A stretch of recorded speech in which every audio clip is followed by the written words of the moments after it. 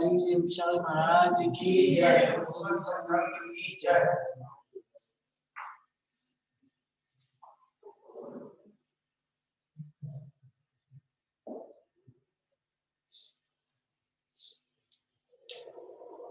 धर्मानुरागी मम्यात्माओं,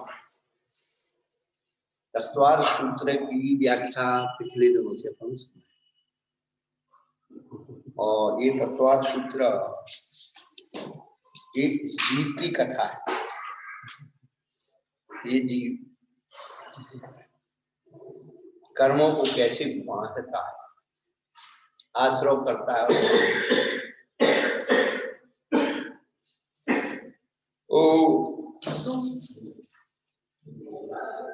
सारी कथा हमारे मन वचन काय की है।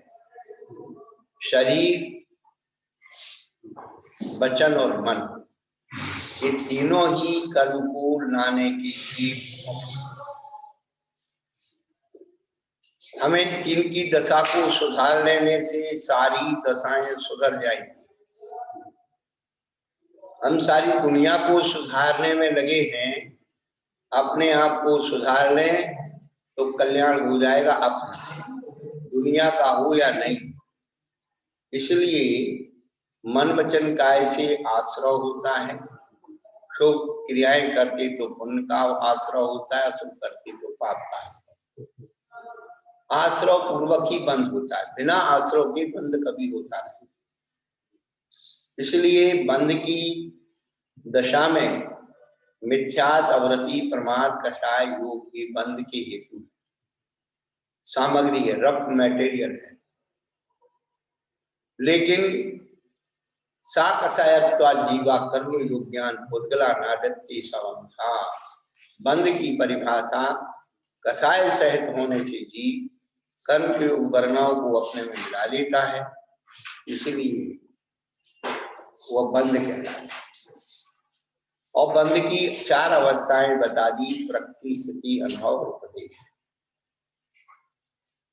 प्रकृति यानी स्वभाव, जैसे एक जल गन्ने के वृक्ष में जाता तो मीठा हो जाता है, नीम के वृक्ष में जाता कड़वा हो जाता है।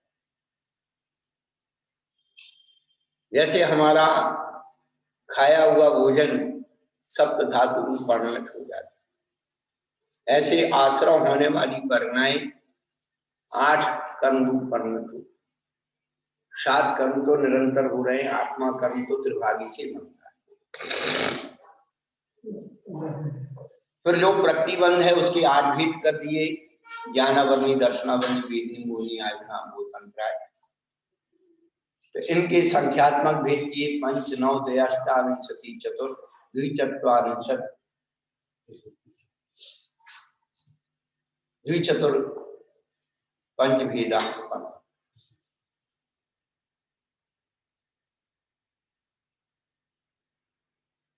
ज्ञानावरण के 5, दर्शनावरण के 9, वेदनी के 2, आयु के 4, मोहिनी के 28, आयु के 4, वेदनी के तो हो गए 2 और आयु के 4 और नाम कर्म के 42 और गोत्र के 2, अंतराय के 5। ये पिछले दिनों से आपको हम बता। तो ज्ञानावरण की जो 5 प्रक्रिया है, मतिष्ठावधि, मन करे के गाना। दर्शनावर्ण की 9 प्रक्रिया है, चक्षु, चक्षु गाना, मुद्रा, शातावेदनी की 2 प्रक्रिया है, सर्व शर्वेदी, शातावेदनी न शातावेदनी। मोहिनी की 28 प्रक्रिया। तो उन्होंने दर्शन 4 मुनिया कसा वेदनिया 3 9 सूरत भेदा। ये जो है दर्शन मोहिनी की 3, 4 मोहिनी की 2, अकषाय की 9 और कषाय की 16। दर्शन मोहिनी की उन्होंने 3, सम्यक, मिथ्यात्व और तद्वय। 4 मोहिनी की 2, अकषाय और कषाय। अकषाय की 9, आश्रति, अतिशोभय, कषाय वेदनी की 16, अनंतानुबंधी, अप्रत्याख्यान, प्रत्याख्यान। इस प्रकार सब मिलाकर के ये 28 प्रक्रिया होंगी। वेदनी की दो छाता वेदनी असाता अंतराय आयु की 4 नारक ट्रेगोन और नामकरण की व्याधि ये हाँ थोड़ा सा। तो कल अपन ने नामकरण की 42 प्रतियों के बारे में सुना। इन 42 प्रतियों में जो नाम आघातिया कर्म ही शुभ अशुभ रूप होते हैं, आगे बताने वाले हैं।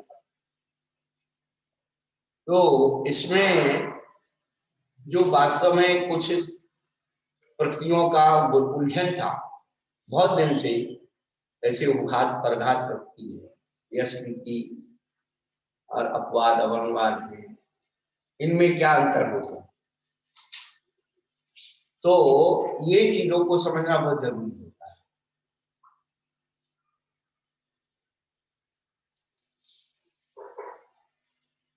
अब अपन चलेंगे नामकरण की 42 प्रतियों का विश्लेषण करने के बाद गोत्र कर्म के बारे में अपन को जानना है।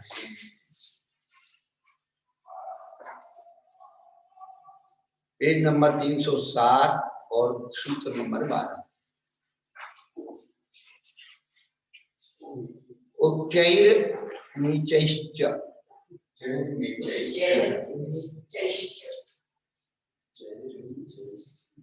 ऊंच गोत्र और नीच गोत्र, ये दो कर्म की प्रक्रिया है। तो पूज्यपाद आचार्य भगवान ने लक्षण क्या बताया? यस्य उदयात् दुःखूतेषु क्लेशेषु जन्म तद उच्च गोत्रम यद उदयात् गर्भकुलेषु जन्म तद नीच गोत्रम। तो जन्म तो जुड़ा ही हुआ है, गोत्र कर्म के साथ जन्म तो जुड़ा ही हुआ है।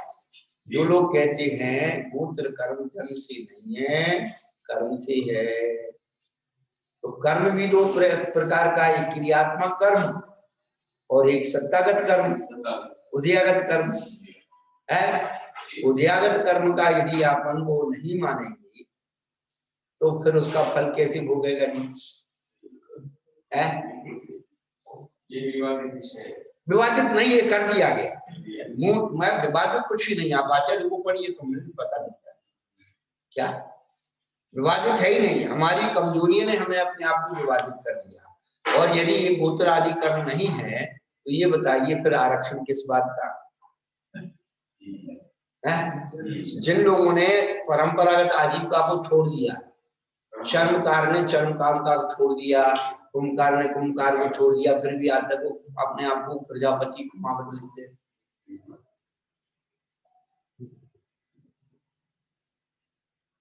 से वो प्रतीक समाज कहते हैं ना, उन्होंने जैन धर्म स्वीकार कर लिया। हाँ वो वीरवार बना वीरवार। ये हिमायड़ा और इधर की दावत तरफ के जो थे उनको ये श्वेतांबरियों ने बनाया, हम लोग हमारे यहाँ नहीं बनाया।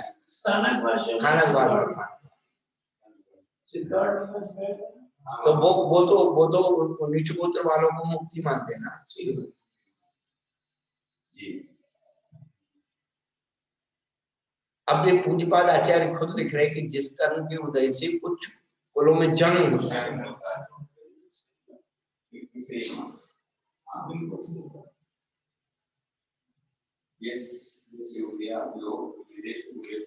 जन्म। अब यदि आप जन्म से गोत्र नहीं मानोगे तो व्यक्ति तो दिन में 3 बार अपने कर्म बदलता है। सही बात। जो काम करने वाला उसी को मानेंगे वो तो कभी व्यापार बदल देगा, इसको कोई मानना पड़ेगा।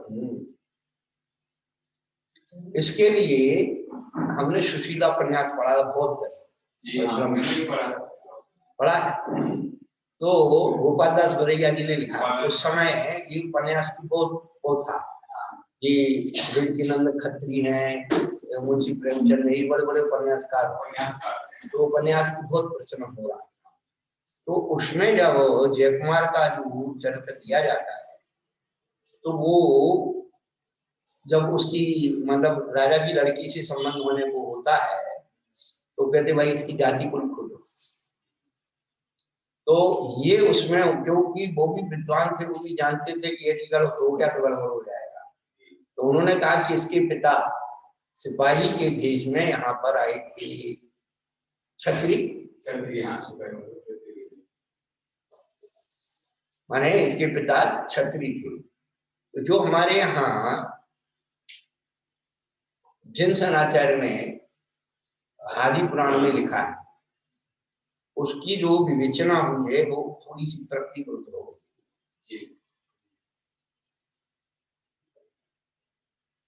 और उसका हमने पन्नालाल जी साहित्याचार्य जी से भी साक्षात्कार किया। तो मैं तो बहुत खोजी आदमी हूँ, और खोजी आदमी का मतलब है कि फिर मीमांसक जो होता है ना, उसकी प्रस्तावना में भी प्रस्तावना में उन्होंने इस चीज को कर दिया है। तो वो आया है उसमें कि जो है वो आजीविका मतलब विवाह कर सकता है, माने ब्राह्मण 3 वर्णों की उससे कर सकता है, क्षत्रिय 2 वर्णों की कर सकता है, और वैश्य 2 वर्णों की कर सकता है, और शूद्र को कर सकता है। अब आप पढ़े लिखे हैं ना बेटा, ये बताइए जब शूद्र में करेगा तो तुम्हें क्यों देगा बच्ची? पहली बात। जब क्या कहते तो हमारी ले सकते हो, हमारे देख नहीं सकते हो। दूसरी बात सोचो, वो आजीविका संबंधी प्रकरण है, वहां सारा आजीविका का प्रकरण है। जब आजीविका का वितरण किया तो आचार्य कहते विपत्ति काल में ब्राह्मण अपनी आजीविका तो करता ही है, अन्य 3 वर्ण की आजीविका भी कर सकता है। क्षत्रिय जो है अपने वर्ण की करेगा, वो ऊपर नहीं जाएगा लेकिन नीचे की वर्ण की करेगा। वैश्य जो है अपनी वर्ण की करेगा और नीचे वर्ण की करेगा, लेकिन शूद्र को शूद्र वर्ण की आजीविका करना चाहिए। यदि ऐसा नहीं करते तो वर्ण संकरता हो जाएगा। वैश्य क्षत्रिय की नहीं कर सकते, हाँ क्षत्रिय जो ब्राह्मण की नहीं कर सकते, हाँ ऊपर नहीं जा सकते, ऊपर नहीं जा सकते। और ये युक्ति ठीक बैठती है, आपकी युक्ति ठीक बैठती है। हमारी युक्ति नहीं है, आचार्य युक्ति है।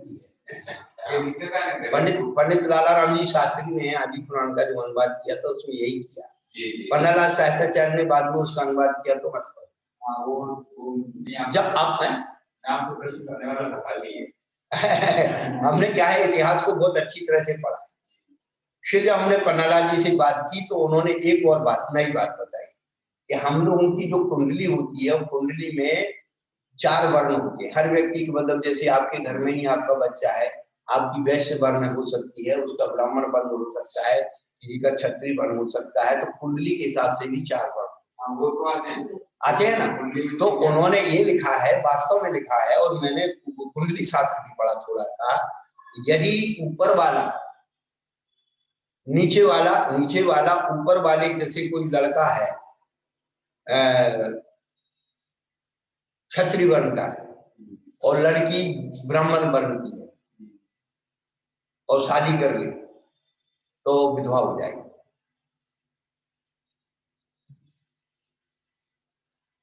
ये ज्योतिष शास्त्र के लिए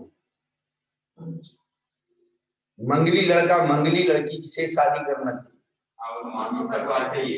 यदि नहीं करते हैं तो दोनों ही दुख पाएंगे, पूरे जीवन में दंगल रहता है। तो उन्होंने जो है ये बताया कि ज्योतिष चक्र के हिसाब से ये बात बनी।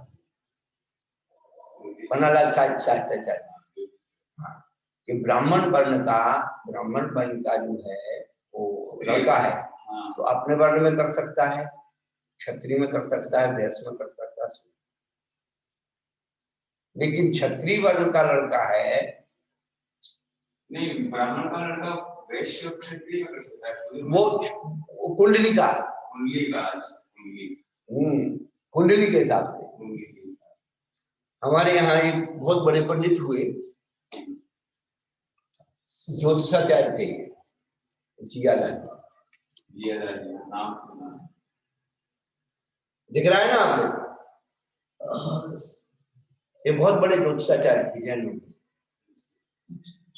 ये घटना हमको बताई, हमारे साथ छुलक भी रहते थे, वो उसी एरिया के हरियाणा के थे। अच्छा हरियाणा का, वो ऐसे सही लग रहा है। हाँ, तो उन्होंने अपनी बच्ची की शादी की और बहुत सूक्ष्म ज्योतिषाचार्य,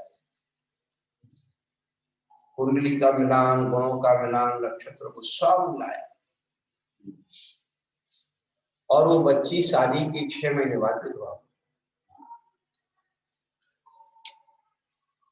पंडित जी ने अपने देश के नामी ग्राम जितने ज्योतिषाचार्य सबको बोला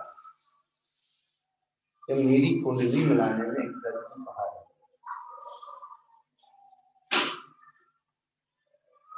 सबने देखा यार, बिल्कुल हर चीज बिल्कुल बिल्कुल फिट बैठ रही है, कहीं कोई गलती। एक वृद्ध अनुभवी ज्योतिषाचार्य था, उसने कहा आपकी कुंडली मिलाने में एक गलती है, आपने दक्षिणा नहीं दी, गुरु नहीं बनाया, और आपने अपनी कुंडली मिलाई।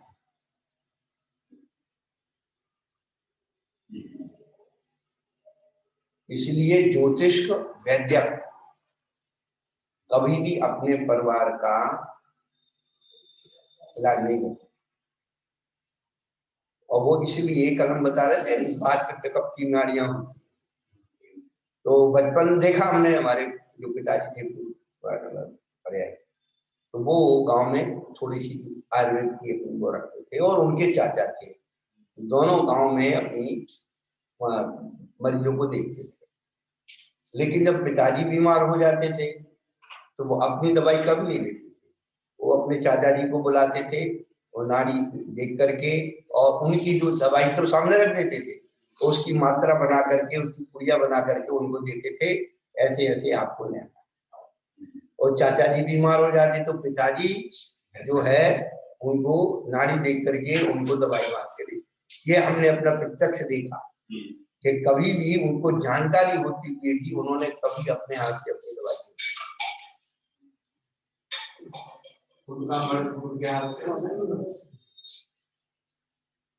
हम 2000 में, सन 2000 प्रारंभ होने वाला था, दिसंबर का महीना, तो हम पटना में थे, पटना बिहार में।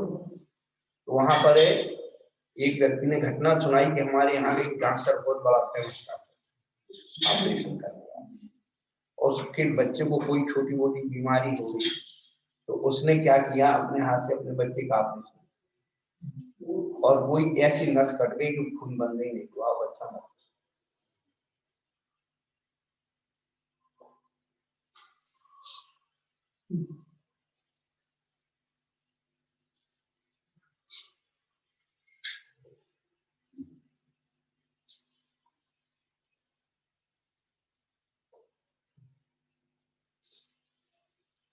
तो उच्च गोत्र और नीच गोत्र जो है, ये जन्म से माने हैं, हमने नहीं माने, पूज्यपादाचार्य ने माने। अब पूज्यपादाचार्य को इस तरफ रख दो, तुमने क्या करना उसको?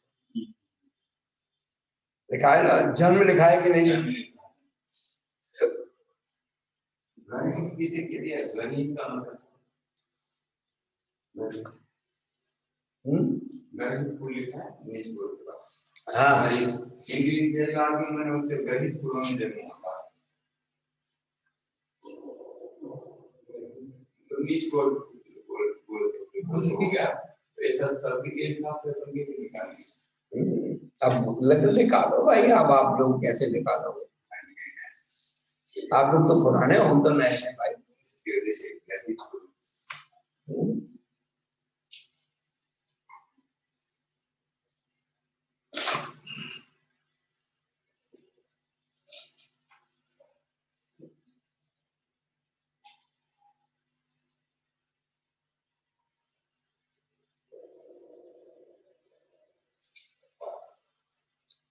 मलेक्ष की परिभाषा दी है, धर्म क्रिया बहिर्भूता मलेक्षा।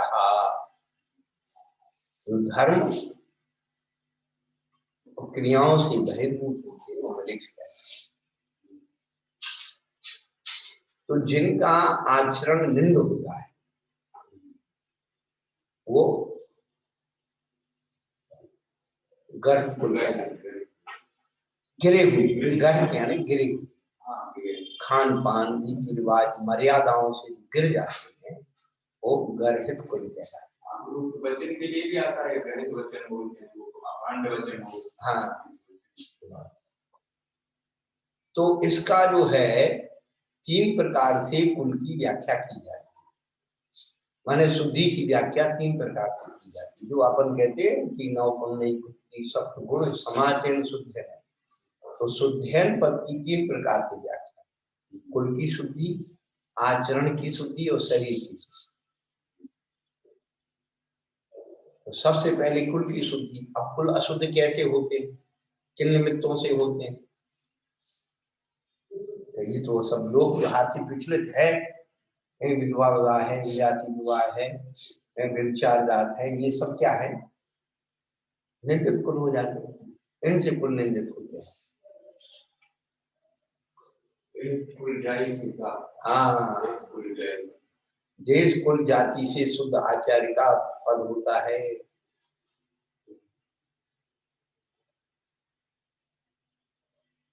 इसलिए कुल शुद्धि का महत्व।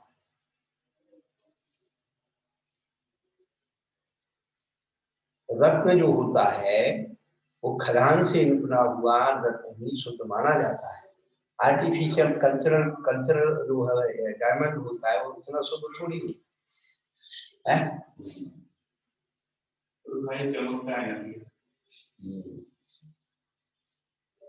तो जब हम एक इंद्रिय पत्थर की शुद्धता खदान से मानते हैं, उसके जन्म से मानते हैं, और तुम पंचेंद्रिय मनुष्यों की शुद्धता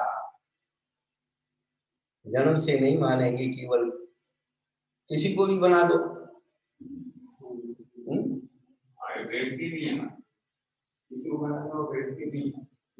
उसके जो मन के परमाणु है, शरीर के परमाणु है, वचन के परमाणु है, उनमें तो प्रभाव रहता ही है। इसीलिए वो दीक्षा का भी विशेष किया है। शूद्रों की 2 प्रकार के बताया। हाँ, तो सद शूद्र को क्षुल्लक दीक्षा देने का और उसको तो मुनि बनाया नहीं जा सकता, पर आजकल जो है किसी को भी बना दो और उसकी प्रतिष्ठा हो जाती है, उसकी मान्यता हो जाती है। केवल अनुव्रतों को वो है यथाई को पालन कर सकता है, उसमें कोई दिक्कत नहीं है।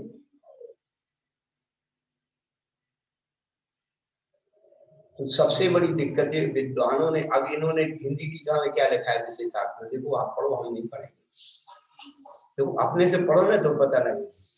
हिंदी विशेषार्थ में देखो, आप पढ़िए। नहीं छोड़ो, नहीं आप पढ़ो, आपके श्रीमुख से सुनेंगे आप।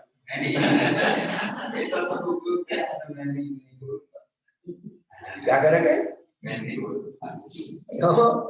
फंसने वाली बात हो रही तो मैं बोलूंगा नहीं है। आपने पंडित विद्वानों के खिलाफ नहीं बोल सकते, महाराजों के खिलाफ बोल सकते हो। अरे हम सब जानते हैं पंडित लोगों को।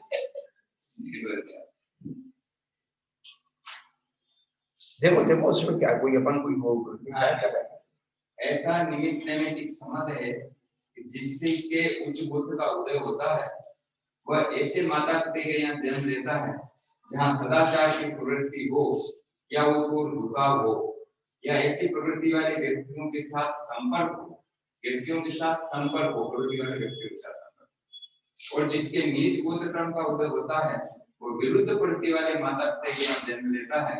तो आप मेरी बात सुनो, जन्म का संबंध तो हो गया ना, आप उस बात को वहां मत ले जाइए। जन्म का संबंध तो हो गया ना। जन्म नहीं, एक कह रहे हैं यहाँ पर, एक इन्होंने से आपको बात दे दी कि ऐसा निमित्त संबंध है जिसके उच्च गोत्र का उदय होता है, वह ऐसे माता पिता के यहाँ जन्म लेता है जहाँ सदाचार की प्रवृत्ति हो या उस ओर झुकाव हो। ऐसा माता पिता के यहाँ हो जहाँ सदाचार की प्रवृत्ति हो या उस ओर झुकाव हो, या ऐसी प्रवृत्ति वाले व्यक्तियों के साथ संपर्क हो। हाँ चलो, व्यक्तियों के साथ संपर्क। हाँ, जन्म कहाँ दे, जन्म का मूल बात है कि ये तो नहीं कह रहे हैं ना, जन्म तो संबंध जोड़ रहे हैं ना, जन्म का संबंध जोड़ रही है, ध्यान रहता है।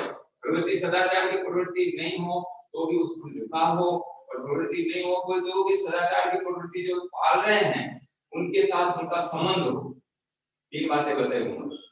हाँ, या तो उत्तर ये तो बस स्वयं सदाचार की प्रवृत्ति पाल रहे हो, स्वयं नहीं पाल रहे हो। तो ये बताओ कि उसके माता पिता ने भी जन्म लिया तो किस घर में जन्म लिया? कि उसके सदाचार पालन करने वाले माता पिता होंगे या उसके जो है झुकाव होगा।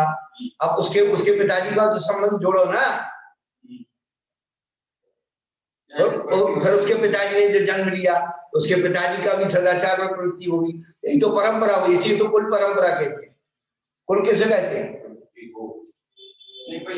ये दो और विशेष दे दिया, जब पंडित जी ने लिखा है ना, हमने तो लिखा बस, हमने तो व्यक्ति के जन्म पर छोड़ दिया। अच्छा, अब दूसरी बात चलो, अब इसमें आप लेते हैं कि लोग पूजित कुलेषु जन्म। तो लोग पूजित कुलेषु, लोग पूजित कुल किससे कारण होते हैं? उसका कारण घटाओ। तो लोग व्यवहार में जो अच्छा कार्य माना जाता है लोग पूजित हो जाता है। अब बड़ा पैसा वाला आदमी होकर के गलत आचरण कर रहा है, उसके डर से लोग उसके खिलाफ नहीं बोलते तो लोग पूजित थोड़ी हो जाए।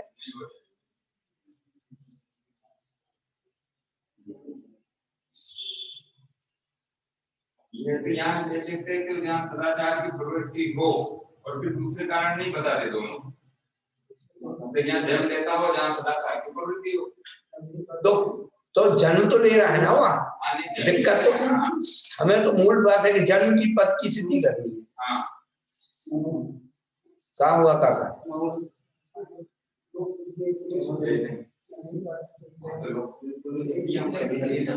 मूल बात है आप जन्म की सिद्धि कर रहे हैं या उसके आचरण की सिद्धि कर रहे हैं?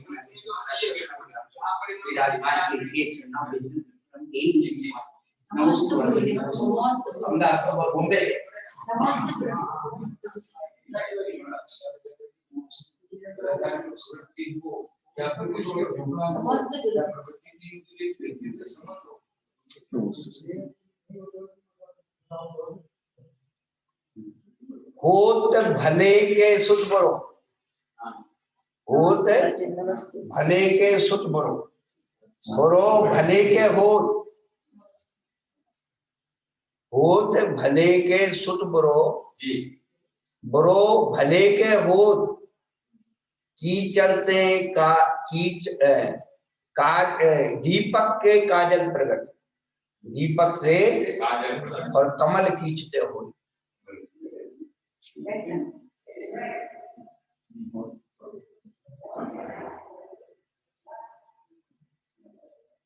अंजन चोर जो था तो कौन था?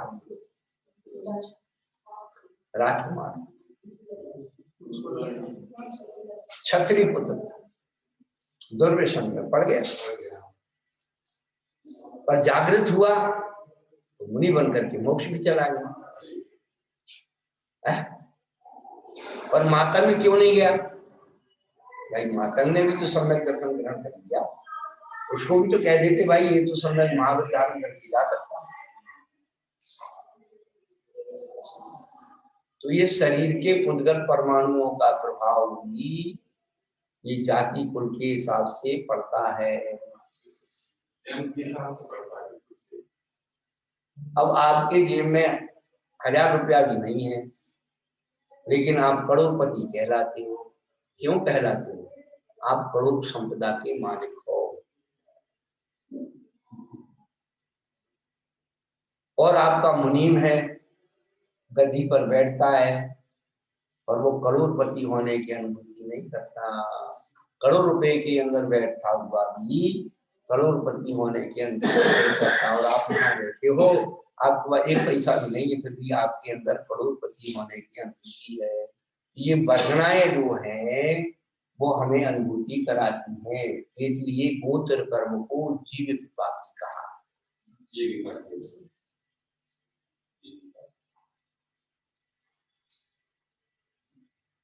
फीलिंग तो हो। इससे बात है। अगर इसको क्या सदाचार से जोड़ा, पर वहां पर अपने को फिर क्या है तो सोचते कि अपने को कर्म भी लगाने पड़ेंगे, किसी कर्म के उद्देश्य से उच्च गोत्र बांध दिया और यहाँ जन्म ले लिया। और अगर वो गलत कार्य कर रहा है, उसके ऐसे पाप कर्म के उदय थे पूर्व में ऐसा किया, तो यहाँ आकर के इस प्रकार के कार्य कर रहा है। नहीं उसने पूरी जन अभी भी कर रहा है ना, पुण्यानुबंधी पाप कर रहा है, पुण्यानुबंधी पाप कर रहा है। नहीं उसको हम अच्छी देखो आता है 1000 रुपए का दुरुपयोग कर रहा है, 1000 रुपए का सदुपयोग कर रहा है, पर 1000 रुपए का दोष थोड़ा ही है उसका, 1000 का दोष नहीं है। अब किसी ने नीच गोत्र, अब जिसके पास है ही नहीं, अब वो क्या हम तो करोड़पति हो गए, जो शराब पी करके कहता है, वो चला आ रहा था राजा की, वो हाथी सामने आ रहा था और बेकारी टाइप शुद्र आदमी था, शराब पी रहा था और नशा करके वो हाथी को उसको बोलता है हाथी कितने में बेचता है।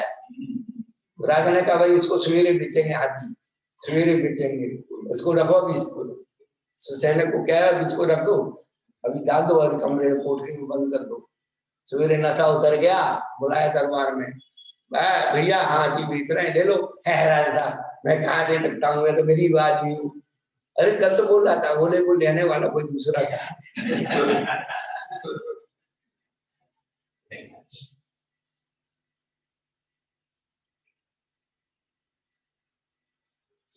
तो अपन यहाँ बैठ कर एक बात का विचार कि हमारे माता पिता, हमारे दादा दादी, उनके माता पिता, उनके दादा दादी, उन्होंने हमारे कुल जाति की शुद्धि का कितना ध्यान रखा। इस पीढ़ी तक, हमारी अगली पीढ़ी तक सारी शुद्धता होती आई। पुराने 50 साल तक पहले तक कोई 4 भाई थे, एक कुंवारा रह गया तो रह गया, और यदि गलत कर दिया तो पहले परिवार के लोग उससे संबंध काट देते थे, भाई तेरे हाथ पे खाएंगे तू मेरी जा, हाँ नहीं तो मेरे समाज में दाना पानी मेरा बंद होगा। जैनपुर में उत्पन्न होकर के किसी ने चरमोदा की दुकान खोली या जूतों की कपड़े की दुकान खोली, उसका कोई गोत्र जैन से वैश्य से शुद्ध नहीं हो गया। वो तो उसे कैसे उसे कर्म के उधर आजीव नहीं, वो मजबूरी उसकी आजीव मजबूरी आ गई। अब ये बताइए कि राजा हरिश्चंद्र, अब हम दूसरा उदाहरण देते कि राजा हरिश्चंद्र डोम के यहाँ बिक करके आजीविका करना चाहिए, क्या उनका छत्र तो नष्ट हो गया क्या? तो जो ऊपर वाला जो आजीविका नीचे की कर लेता है मजबूरी के कारण, तो उसका जो है पतन नहीं होता, उसके संस्कार ऊपर के रहते हैं। लेकिन जो नीचे वाला यदि ऊपर का कर ले तो उसके संस्कार नीचे के मरते नहीं है। दो लाइनें आई महाराज जी, जैसे भूको कौतुक स्वरूप करे नीचे कर्म, कौतुक के कहा देता सो को न कहे रंग, रंग नहीं दे सकता उसको, मुझे तो कौतुक कर रहा है।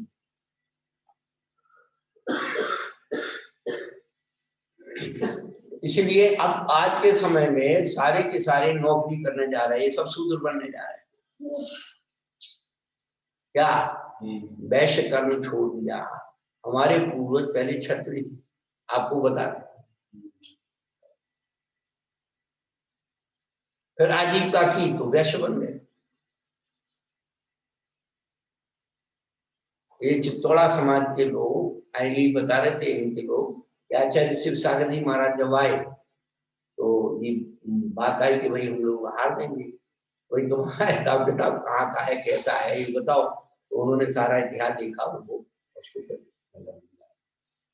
ऐसे हमारे नरसिंहपुरा समाज का नरेंद्र कीर्ति आचार्य से शुरू हुआ। हम नरसिंहपुरा तो हैं। हाँ हाँ अच्छा अच्छा।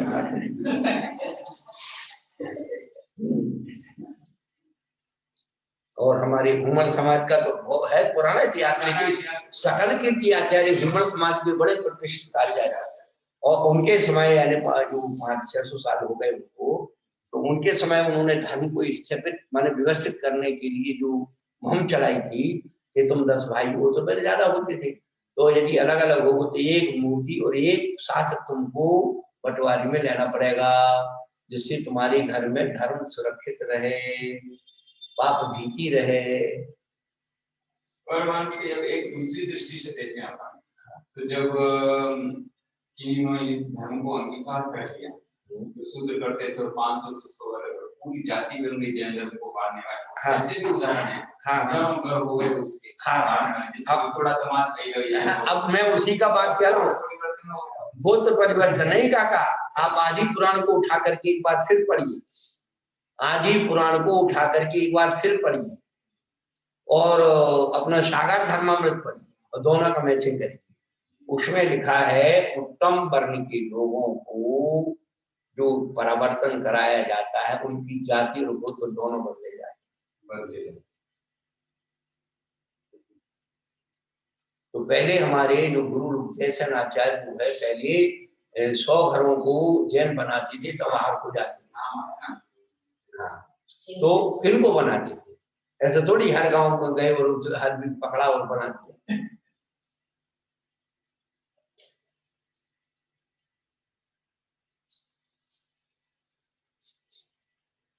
जैसे आज फल की जाति है, फसल की जाति है, प्रजाति है, तो प्राचीन काल के जो धान्य है, प्राचीन जाति और प्रजाति आज भी उनका संरक्षण करने वाले लोग इस संसार में मौजूद। कितनी विकास कर ले, ये फसलों का जो वो होता है या जानवरों का ही जब संकरपना हो रहा है तो वो दूध ज्यादा देते हैं, लेकिन ताकत वो देसी गाय के दूध में है उसमें। मकई भी आ रही है। हाँ, वो उसे कुछ वो। और हमारे पास तो बहुत सारे आर्गुमेंट्स रखे हैं। जो अरबी जाति जो रेस के घोड़े होते हैं, रेस के घोड़े, तो उनकी 3 पीढ़ी की वो आर्गुमेंट्स लगते हैं। इसकी माँ कौन थी, इसका पिता कौन था, ये कैसे आया, तब उनके करोड़ों रुपए के एक घोड़े की कीमत होती रेस के। तो जब त्रियंच जीव में उसके जाति कुल मिलाए जाते हैं, तो मनुष्य में क्या है, तो वो फिर भी इतना सब कुछ होने के बाद भी हमने एक दिन बताया था, पंडित रतन चंद जी मुख्तार से पूछा कि इस प्रकार से ये संकरता हो रही है तो शुद्धता कैसे रहेगी। तो उन्होंने एक सुंदर उदाहरण दिया। एक बोरी का अनाज जो है उसमें घुन लग गया, आपको तो दिख रहा है कि पूरा घुन लग गया, लेकिन आप उसमें देखोगे 100,000 बीज भी बिना घुन के मिल जाएंगे, साबुत मिल जाएंगे, उनसे नई फसल पैदा हो जाएगी।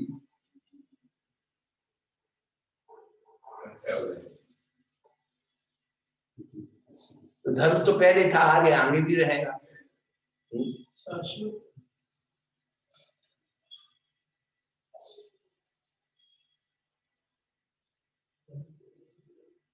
गोत्र कर्म के बारे में इन्होंने जो की है, धवला जी की 7वीं पुस्तक में 10वें नंबर की गाथा है गोत्र कर्म के समय।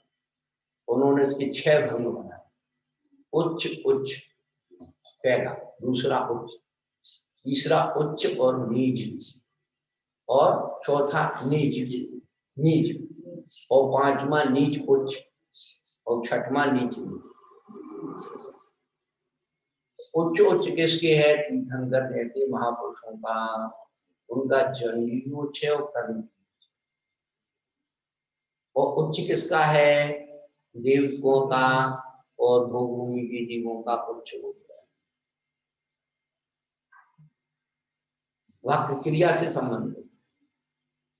और उच्च और नीच, तो कर्म भूमि के जो लोग हैं जन्म उच्च लेते हैं, क्रिया नीच करते हैं। और नीच गोत्र है जो नारकी है या अन्य जो जीव है जिनके जन्म से नीच पाया जाता है, तो उनके नीच या चंडाल आदि। और नीच उच्च, तो जन्म तो नीच है, क्रिया उच्च है, वो नीच। उच्च नीच का उल्टा ये नीच उच्च। और नीच नीच, जन्म भी नीच हो, क्रिया भी नीच है। इसका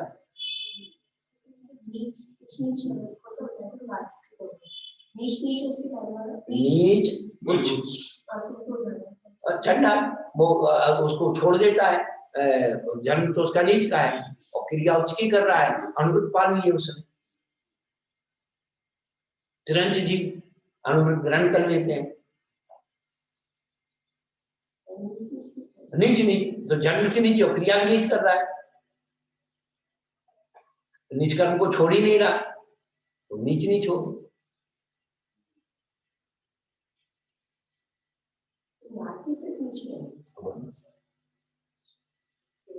नाची है और भी जो जिसको जन्म से अपन नीची गोत्र मानते हैं।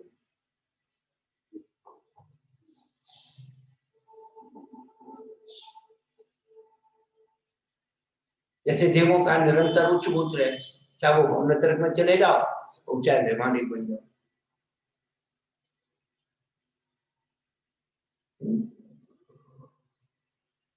अब चूंकि हमारे परिवारों में पहले हम लोग छोटे थे बचपन में, तो चर्चा होती थी कोई ब्याह शादी, अरे भाई उस परिवार में नहीं कर,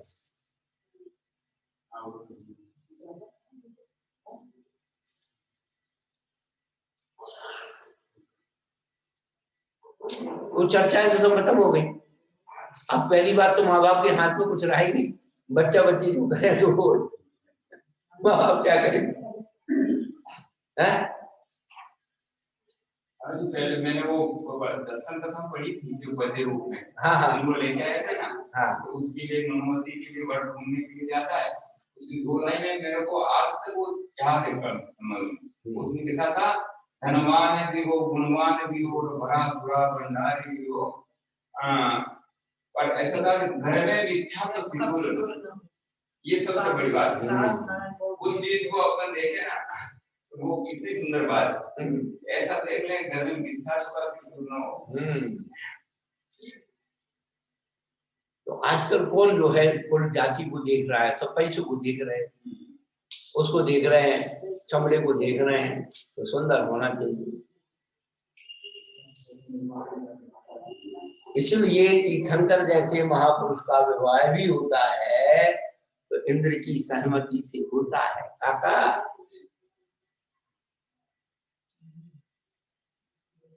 नहीं कोई विस्कन्या दे दे हो जाए।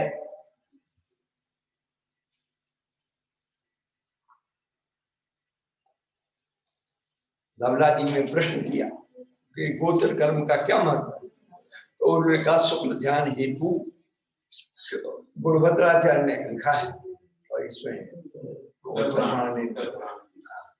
ये शुक्ल ध्यान का हेतु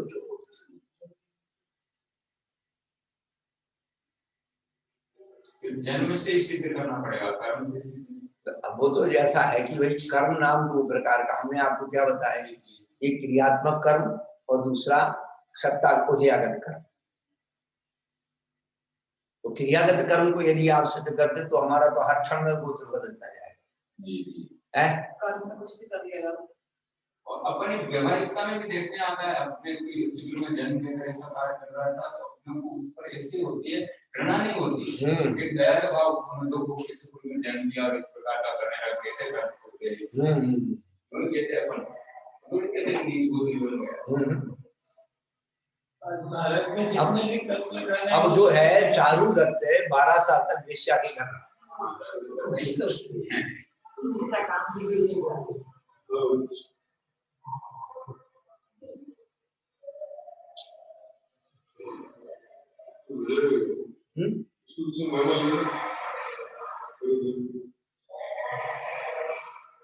उसका चाचा ले गया, चाचा ले गया, माँ ने बोला इसको ले जाओ। सबसे बड़ी बात तो वो उसकी संज्ञाओं में आ सकती थी, अब वो उसको करने के लिए तंत्र मंत्र का प्रयोग करा करके।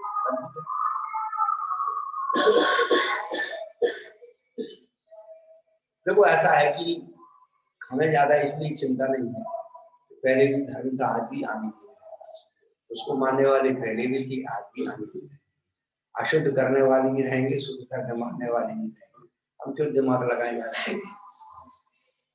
हाँ, अपाय विचय नाम के धर्म धार्मिक चिंतन यही है, जैसे आपने कहा ना कि उच्च गोत्र में लेकर के गुजर तो अपन उसके प्रति, ऐसे ही अपाय विचय नाम का धर्म ध्यान में जो लक्षण दिया है अपन पढ़ेंगे कि ये जो है मिथ्यात कर्म से कैसे दूर हो, कैसे सन्मार्ग पर आए, ऐसा चिंतन करना। अपाय, अपाय में अभाव, अपाय अपाय विचय और विपाक विचय।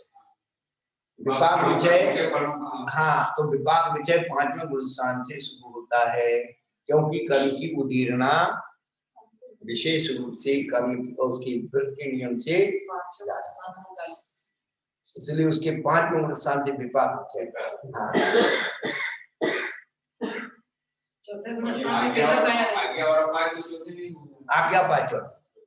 ग्रस्त के तो पहला पढ़ेंगे क्या करें, 2 तो रहते हैं आज्ञा पाए। आज्ञा और अपाय नारकियों की एक धर्म है आज्ञा विषय आज्ञा।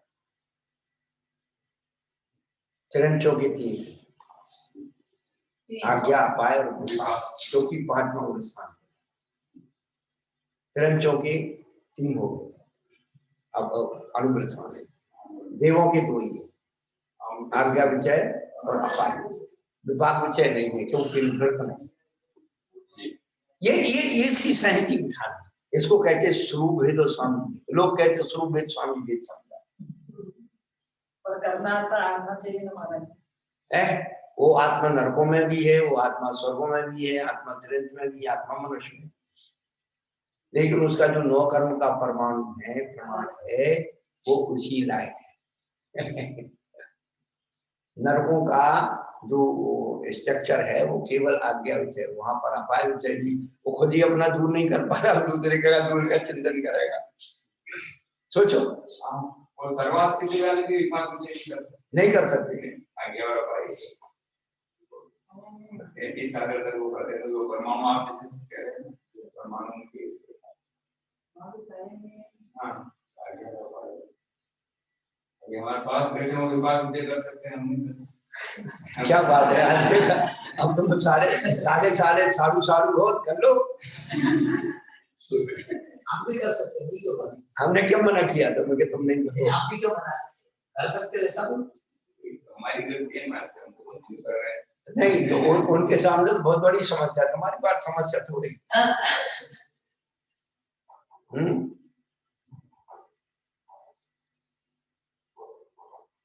उत्साहित होना चाहिए, अंदर उत्साह होना चाहिए। दिन रात रात तो लगी रहती। तो नहीं कर पाते हो तो कोई बात नहीं, अपने साधु पड़ोसी का ध्यान रखो, उनकी व्रतों का पालन करने का कोई दिक्कत आए तो उनको सहयोग करो।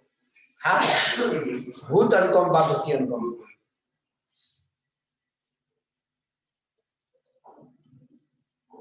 ब्रती जीवों का व्रत कैसे निर्वाह हो उसकी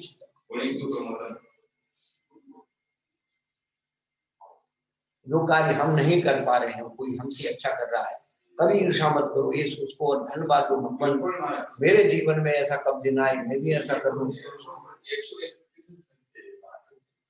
नहीं, ये आपकी, मैं आपकी प्रशंसा कर रहा हूँ, आपकी भद्रता ही यहाँ बिठा लेती है। यदि ये थोड़ी सी भी कवस्ता होती है ना तो आप गेट के बाहर होते हैं, ऐसे महाराज बहुत आते हैं। हम साहब कहना खुश रहना, हम तो सारी दुनिया में घूम रहे। वो शास्त्र क्या पढ़ लिया, वो तो कहते हैं महाराज क्या जाने। और हम कहते हैं कि हम आमिर सागर की बात छोड़ दो, तो हमारे जो है धैर्य सागर के महाराज की बराबरी नहीं करते। हमने अभी हमारे साथ 4 साल होने को आ गए, हमने इनकी चर्या में एक सबसे बड़ी विशेषता देखी, यदि भोजन में नमक नहीं है तो कभी इन्हें नमक कैसा है, जो अंजलि में डाल दिया नहीं चाहिए तो हूं तो करते रहे, पर ऐसे करके मांगा नहीं। हमारी बहन जी तो बहुत बड़ी भक्त है हमारे घर का, पता लगा दिया हमने।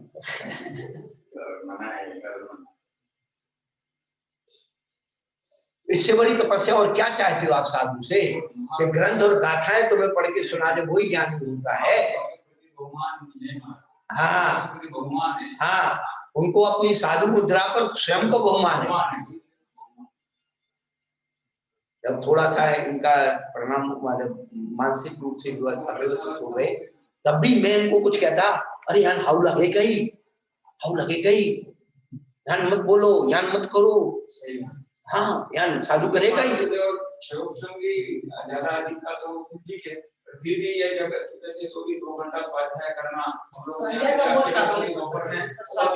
करते रहते, में उस पर ठीक है जितना स्वाध्याय का बहुत है। तो और क्या चाहिए सालों से? तुम्हारी पंच में नहीं, पंचायत में नहीं, पैसे में नहीं, इसमें नहीं, लैंड में नहीं, कैन में नहीं है।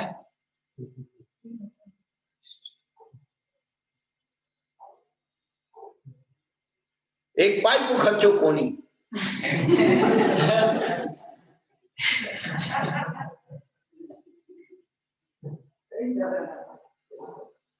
वृद्धावस्था ये ऐसे निवास ऐसे सरल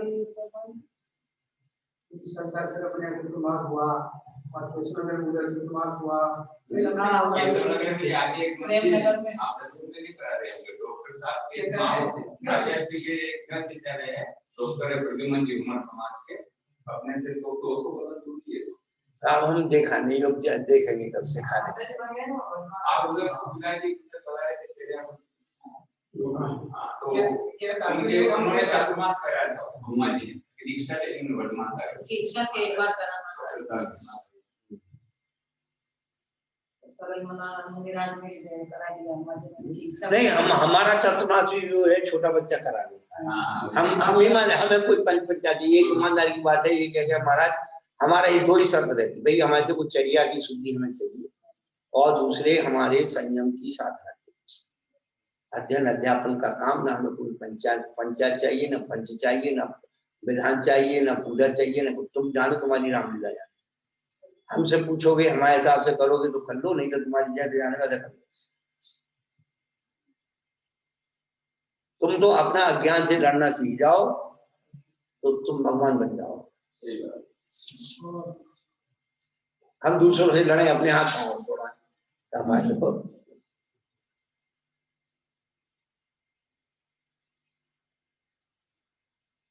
जो गोत्र कर्म की प्रूपणा है वो इतनी सॉलिड, और आप चाहे कैसी भी करो, घुमा फिरा करके जन्म शब्द तो जुड़ ही रहा है।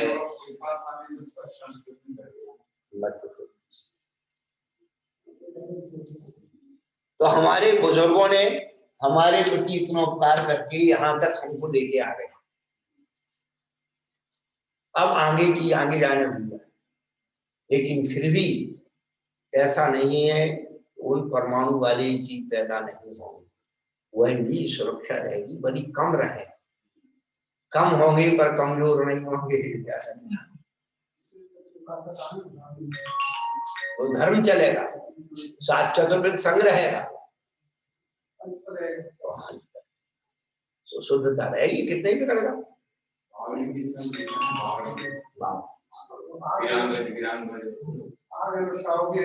हाँ, सर्व श्री का अब ठीक है, लेकिन जो स्थिति है वो हम अपने प्रसंग अनुसार कि भाई गोत्र कर्म जो है भले वो जीव पापी, लेकिन उसका द्रव्य यदि उसका सहयोग में नहीं होगा तो किसका वेदन करेगा? उच्च गोत्र में किसका वेदन करता है? और द्रव्य का वेदन करता, मैं उच्च कुली हूँ, उच्च कुल में जन्म लिया हूँ, उसका वेदन करता। द्रव्य से भाव का वेदन होता है। कहने का उदाहरण भी दे दिया कि करोड़पति होने का अनुभव, एक जो हीरा है, हीरा उस उद्गत द्रव्य से आप करोड़पति होने का अनुभव करते हैं। हीरे ने आपको करोड़पति बनाया, वो द्रव्य है, यदि वो आपके पास नहीं तो आप करोड़पति होने का अनुभव करेंगे क्या? ये 9 कर्म आपको उच्च गोत्र का अनुभव कराता है कि हमारा उच्च गोत्र में जन्म हुआ, उच्च कुल में जन्म हुआ, कि उच्च कुल की परिणाम हमारे पूर्वज में भी ऐसे बहुत सारे उदाहरण आते हैं, उनको जाकर संबोधन किया, देखो तुमने कहां जन्म लिया है, तुम्हारा कुल कैसा है, और उनको भी मेरा कौन हो जाता है। हाँ, तो तुम कैसे काम कर रहे हो? हमारे पूर्वज ये कहते थे, भाई तुम्हारा जन्म कहाँ हुआ पता है? बोले छठे पानी में जन्म हुआ है। क्या कई मंदिर, कई धर्मशालाएं हमारे बुजुर्गों ने पानी छान करके बनवाई, पहले छना हुआ पानी से बना। तो कैसे छानते थे पानी? वो आपको छानने की विधि बताई थी उस दिन के नहीं?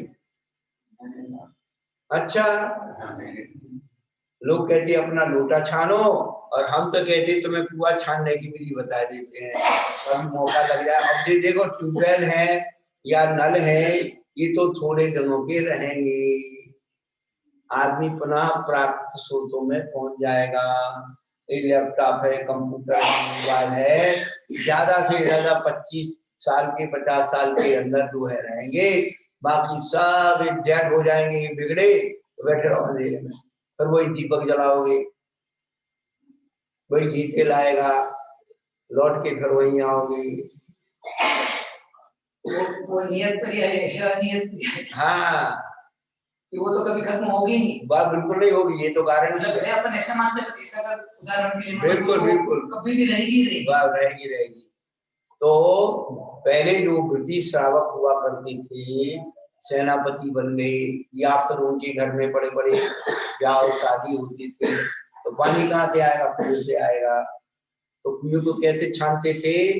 बहुत बड़ी पल्ली लेंगी, पल्ली पल्ली कपड़े की, हाँ, और उसके चारों कोनों को बांध दिया रस्सी से, और पत्थर बांध के उसे कुएं में डाल दिया। अब बाल्टी से पानी निकालते रहो।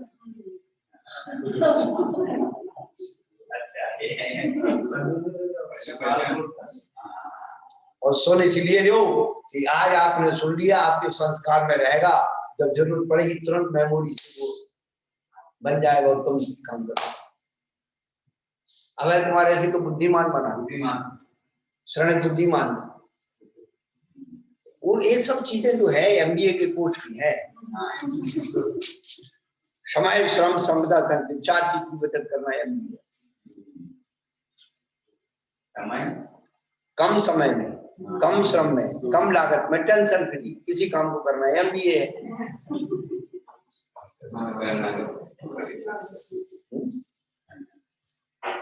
और एमबीए का मतलब एक श्रावक ने बताया था, मुनि बायोग्य में सागर।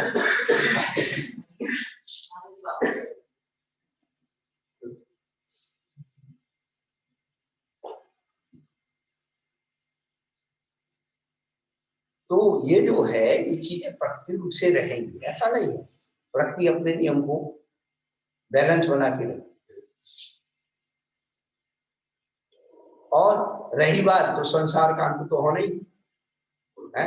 अब मालूम जिस आपके अपने माता पिता के आप अकेले थे, अब आगे आपका सहयोग हुआ, आपकी संतान नहीं हुई, तो आपका तो आगे तब हो गया, आपकी आखिरी ये सब स्टेज है। तो जब आपके कुल की स्टेज है, आप अपने पर्याय की स्टेज अंतिम कर लो कि यार क्या रखा हुआ, हमें तो कुछ होना नहीं। अब हम ही किसी के यहाँ बच्चे बनेंगे, हमारे यहाँ तो कोई आने वाला है नहीं। एक दिन ऐसे ही हुआ। अब आप एक और घटना याद आ गई कि आचार्य शांत सागर महाराज कोल्हापुर जिले में थे, तो कोल्हापुर के दरबार की कोई बच्चा नहीं था, बेचारे पतुजी थे, तो उनके दीवान थे लिट्ठे साहब, लिट्ठे अन्ना लिट्ठे। तो उनसे कहा कि भाई गुरु महाराज का आशीर्वाद दिला दो, कुछ हो जाए। तो शांत सागर महाराज की कितनी बढ़िया बात है। तो राजा साहब कह रहे कि हमारे यहाँ पाप कर्म का उदय है, हमारे यहाँ पानी बार से महाराज कितनी बढ़िया बात है।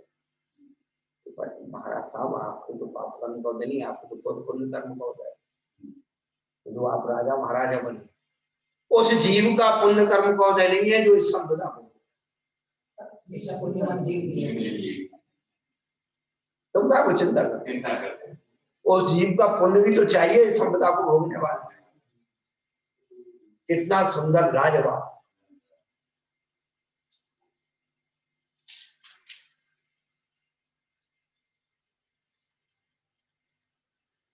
तो सामने वाले जीव का पुण्य भी तो चाहिए संपदा को भोगने वाली की। अपन के हमारे तो भाग में था, हमें तो कोई कमी है नहीं, हम तो आराम से रह रहे हैं, खा रहे हैं, पी रहे हैं आराम से भगवान की।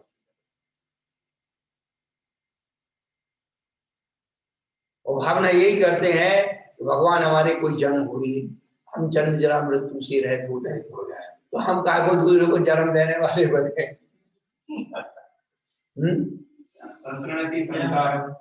संस्कृति संसार बस चक्र में लगाया। तो खुशी मनाना चाहिए, अच्छा हुआ भगवान है। मालूम किसी का हो भी जाता बच्चा और दुर्व्यसनी निकल जाता, वो तो मेरा ही मानना आता है नहीं तो मेरे तो बिना नहीं जोड़े होए मरे तो रोए और कोटि संस्कृति समूह जे को प्राणी सुस्तो उनको मानसिक करके कहते हैं वो आप मान पुण्यशाली हाँ कहते हैं मान पुण्यशाली और आप संतुष्ट कचरा से बचे हुए हाँ हैं। पहले तो अपने बच्चों का मन मूत्र करो, फिर बच्चों के बच्चे हो जाए उनका मन मूत्र करो, नहीं करो तो बुरी, और करो तो वही 3 पीढ़ी धोते रहो। जिंदगी को ही करना पड़ता है।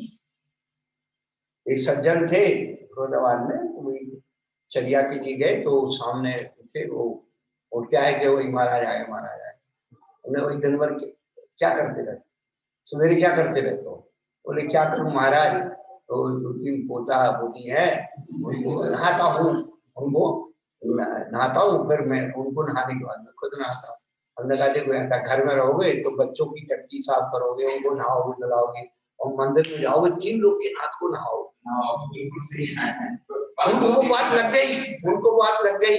उस दिन से उन्हें बच्चों को नहाना छोड़ दिया, सवेरे रोज आकर के अभिषेक पूजा करना चाहिए। बहुत अच्छा सूर्य को सूते सूर्य क्यों न घुमा नहाते हुए भी जंगल तो कौन सा शब्द किसको लग जाए। लग जाएगा पता है। आज अंतरंग जी बोल रहे थे कि भाई पुलक सागर जी ने कहा तो ये हमें समझ में आ गया तो हम यहाँ बैठे, तुम्हें समझ में आया तो तुम भी यहाँ बैठ जाओ, हमें अभी तक समझ नहीं आया तो वहां बैठे हो।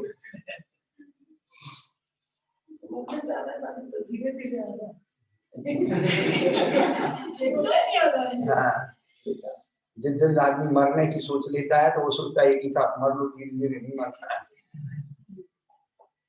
वैराग्य क्या है? मरण है। अपनी पूर्व पर्याय को मार देना, अपनी आंखों से देख लेना, मृत्यु का मरण और वैराग्य।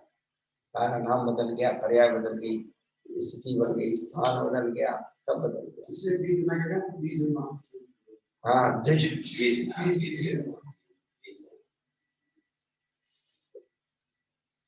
हमारा कुल अरहंत का कुल है, लिखा है हो गई पिता जगत जो पुत्र में दिखी जिन्हें जगत मुनिराज लघुनंदन बताया।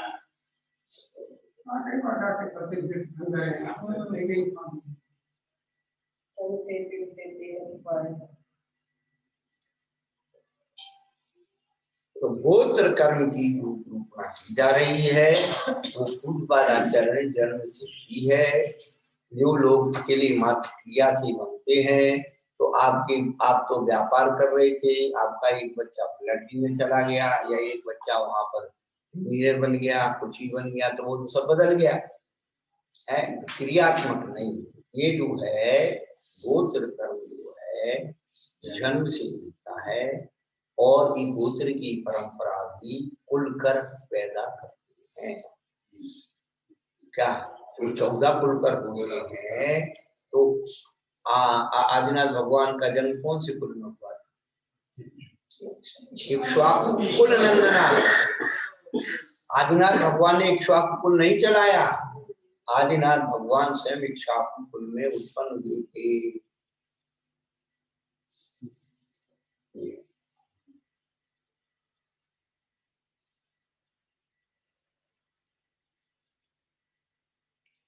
तो जो छटनी करते चले जाते हैं, विकृत होते चले जाते हैं, छटनी करते चले जाते हैं, तो व्यवहार जगत में उनका नाम बदलते जाते हैं, गोत्र और जाति दोनों को बदल देते हैं। क्या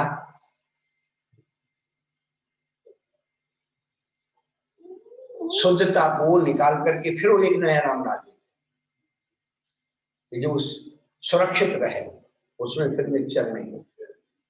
ये आदि पुराण पढ़ो और सागर धर्म, दोनों जगह इसकी विधि दी, वर्ण लाभ की क्रिया और ये विधि है सागर धर्म में और उसमें दोनों में पढ़ो।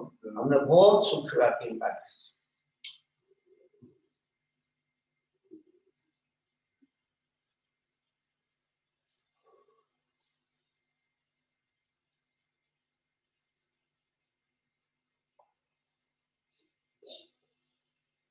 उच्च गोत्र के दो अनुभूतियां आपको बताई।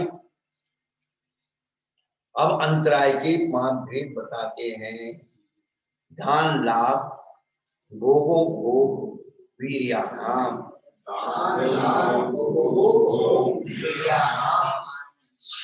दान लाभ भोग भोग और वीर्य, इनके 5 अंतराय हैं। अंतराय दान में पड़ता है, लाभ में पड़ता है, भोग में पड़ता है, भोग में पड़ता है और शक्ति में।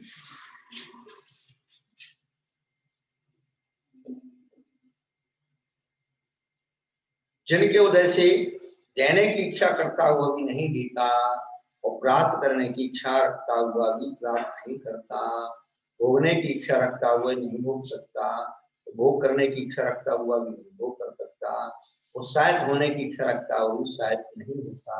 इस प्रकार ये 5 अंतराय के भेद हैं। यही 5 लब्धियां कही जाती। 5 लब्धि इच्छा से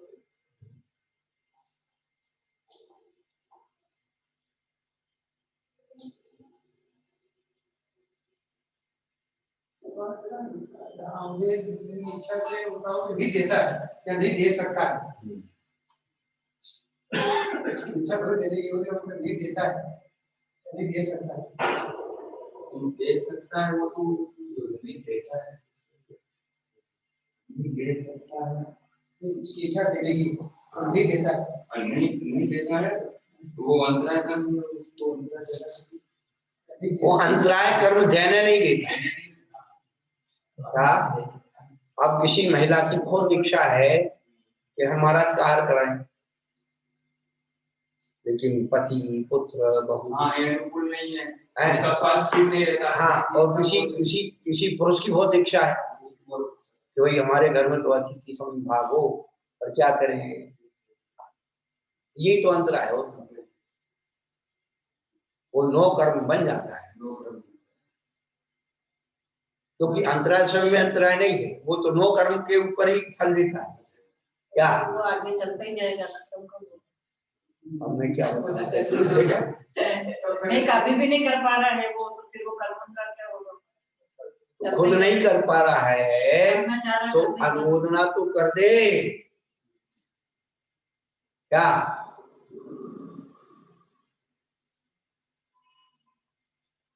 अनुमोदना तो कर दे कि भाई मेरे से पाप कर्म का उदय है भैया, मैं नहीं कर पा रहा हूँ। प्राचीन काल में ही होता था, राजा लोग क्या करते थे, महाराज को हम यहाँ दें, कोई यहाँ नहीं लगाना। और जैसे मन से विचार आ रहा है, मन में पहले तो मन विचार करोगे तो उसी समय थोड़ी देर से वापस विचार आ रहा है अपने अंदर, ये अपना जो मन है वो नौकर मन है बस, और क्या है, वही नौकर मन है। हाँ, अंदर वापस जा रहा है, कौन दे रहा है बिना। हाँ हाँ, वो परमात्मा वो तो सब नौकर है, मन वचन का ही तो वो है नौकर। हाँ बस यही तो नौकर कोई नौकर कोई अलग से आए। तो मुझे कर्म की श्रृंखला है, तो सामने वाला भी कह रहे, सामने वाला कह रहे हो तो हो गया बड़ा नौकर हो गया, सामने वाला बोले मत तो अलग चीज, उसका मन खुद से ही तो कर रहा है ना।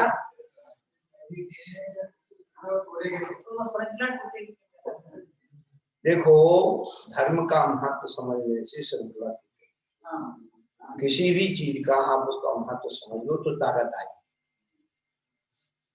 क्या थोड़ी देर आके फिर फर्स्ट अच्छा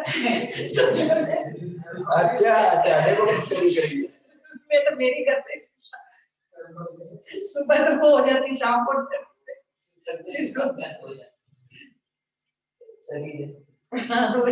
बहन जी ये क्या है, हम लोगों की आदत से सारी चीजें छूट गई। आज से 50 साल पहले कोई मेहमान आता था, ससुराल पक्ष का हो पियर पक्ष का हो, खुशी होती, प्रसन्नता होती, महिलाओं को बना करके खिलाने में आनंद होता। आज शकल देखते ही अब कहते कहाँ से आ गए, कौन है। देखो कारण क्या बना से, इसलिए नौकर बनना शरीर बस वो कर नहीं सकते, कर नहीं सकते, उसकी बात हो रही है, एक प्रमाण करना वो अलग बात है। अरे नहीं कर सकते हैं तो इतना उत्साह दिए तो बहुत अच्छे आ गए, कोई बात नहीं बेटा, इंसान का सुंदर है तो जैसे आपको पता तो ठीक है, वो तो बढ़िया है। हमारा देव आता है, नया युग निर्माण करो, नया युग निर्माण करो, दरवाजे से उछल कूद वापस अपना मेहमान करो। नया युग निर्माण करो, दरवाजे से उछल कूद वापस अपना मेहमान करो। हाँ मेहमान। तो अपन जो दूसरों के साथ करेंगे वो अपने साथ ही तो होगा। अरे वो आप कह रहे हैं कभी कैसे बेटा है, जैसे मेरी माँ बोले भाई टाइम से मैं सुबह को नहीं कर रहा, और मैं मुझे बताया तो भाई साहब बाकी आगे। हाँ बिल्कुल, आपकी अंतरंग की भावना ने सारे नौकरम जुटा दिए। तो वो आगे उन्होंने कहा मैं जो मुझे करना है, कहाँ करना, यहाँ करना, तो मेरे पूरी जगह है। कौन कहता है आकाश में छेद नहीं होता?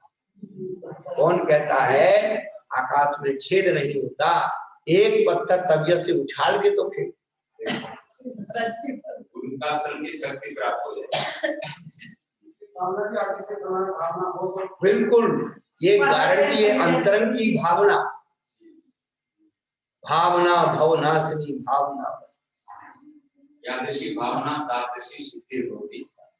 और और जो अंतरंग से भावना करके प्राचीन काल में जो कहानियां मिलती हैं तो उसके कुछ नहीं था, उसने साधु को पड़गाया दिया, उसके जो है कैसा हो गया, अक्षय निधि हो गई। वो तो उत्तम बात है, वो दान तो बहुत ही बड़ी बात है। ये तो साधारण मेहमानों की चल रही है, तो उत्तम बात। गिरनार पर्वत का नाम गिरनार क्यों पड़ गया? उसका पुराना नाम दो है, नैवतक और उज्जैन। पर गिरनार क्यों पड़ गया? नारी गिरी थी इसलिए उसका नाम गिरनार पड़ गया। जो उसकी तलहटी में एक गांव था तो वो पूरा गांव में छह लड़की था, और एक घर में जो सब लोग रहते थे उसकी जो पत्नी बड़ी धार्मिक थी, जैन धर्म को पालती थी। एक मुडराज आए तो उनको हाथ दिया, और उसका जो पति था बड़ा दुष्ट था, पत्नी को मारता था, प्रताड़ित करता था, दुखी करता था। उसने महाराज को हाथ दिया और पता लगी गांव के लोग ने चोरी कर दी थी, महाराज को हाथ दिया तो उसको मारा, पीटा, गाली दी। और उसके दो छोटे छोटे बच्चे थे, तो उसने सोचा कि आदि तो रोज मारता है तो इससे अच्छा मरना है। अपने दो छोटे बच्चों को लेकर के और पर्वत की ओर चली, और थोड़ी दूर गई होगी 2-3 किलोमीटर, और पूरे गांव में आ गई। उसका ही घर बचा और पूरे घर जल गए। और उसके पति ने सोचा ये घर क्यों बच गया, जरूर मेरी पत्नी ने बहुत अच्छा काम। अब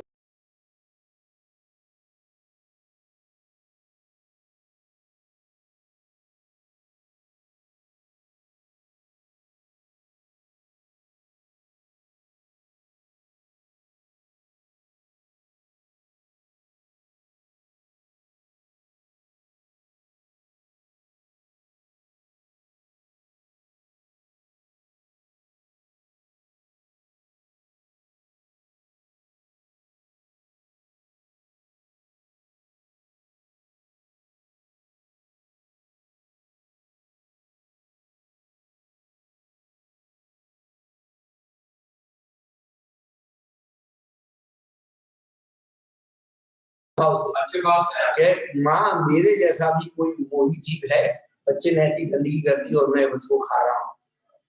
वो बोला कि तेरे पिताजी ने बचपन में ऐसा फोड़ा हो गया था, सबने मना कर दिया था भाई ये तो जहर वाला फोड़ा है, अपने मुंह से चूस के तेरा जहर निकाल दिया। अरे मेरा पिता इतना महान है।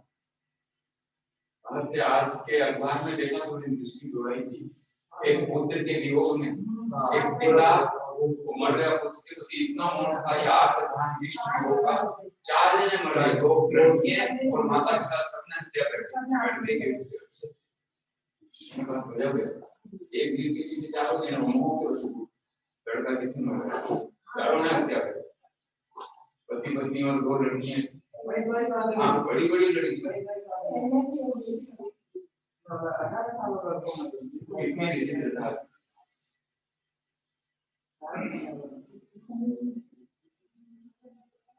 सब मोह कर्म की माया। मोह की वरिष्ठ योग नाम का कितना बड़ा याद है।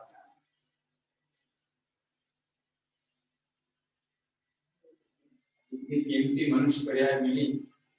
और सबसे बड़ी बात इस बात का श्रद्धान हो जाना ही बोधि दुर्लभ है। मैं बार बार सबको एक ही बात कहता हूं, मनुष्य पर्याय मिलना दुर्लभ नहीं, मनुष्य पर्याय दुर्लभता से मिली इस बात का श्रद्धान हो जाना ही बोधि दुर्लभ है। तुम मुनि महाराज बन, चाहे बन, बन, चाहे मत बन, महावीर कुछ भी मत बन, मुझे ये एहसास हो जाए कि मेरी मनुष्य पर्याय सबसे ज्यादा कीमती है, तो यही बोधि दुर्लभ भावना है। अब ये कीमती से मिली है, कीमत से मिली, तो इसे विषय कथाएं में नहीं डालना। बस इस मनुष्य पर्याय का जो शत्रुता है वो विषय और कथा है।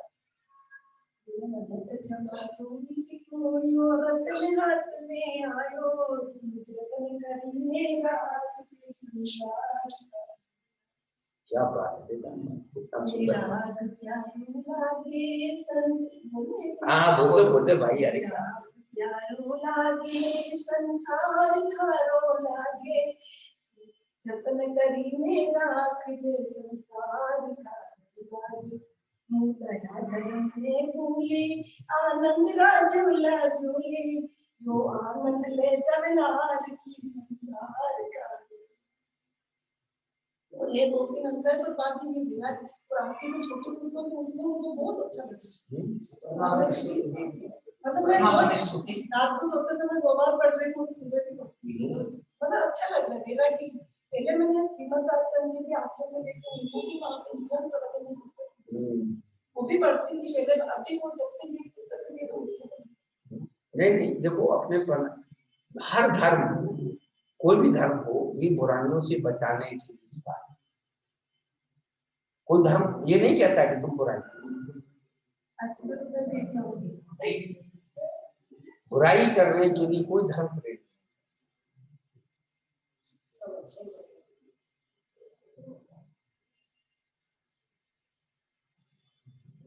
तो दान लाभ भोग भोग अंतराय जो अपन करते हैं, वो अंतराय उत्पन्न होता है, बंद हो रहा है, ये बंद का प्रकरण चल रहा है। तो दान लाभ भोग भोग और धीरे, इनमें जो है जो शक्ति आ जाती है, तो जो है क्या करता है,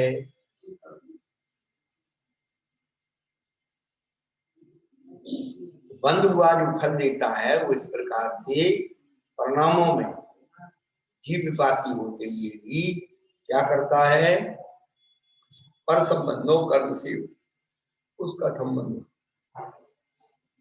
यहाँ तक प्रकृति बंध के भेद की निरूपणा। प्रकृति बंध के बाद स्थिति बंध प्रारंभ।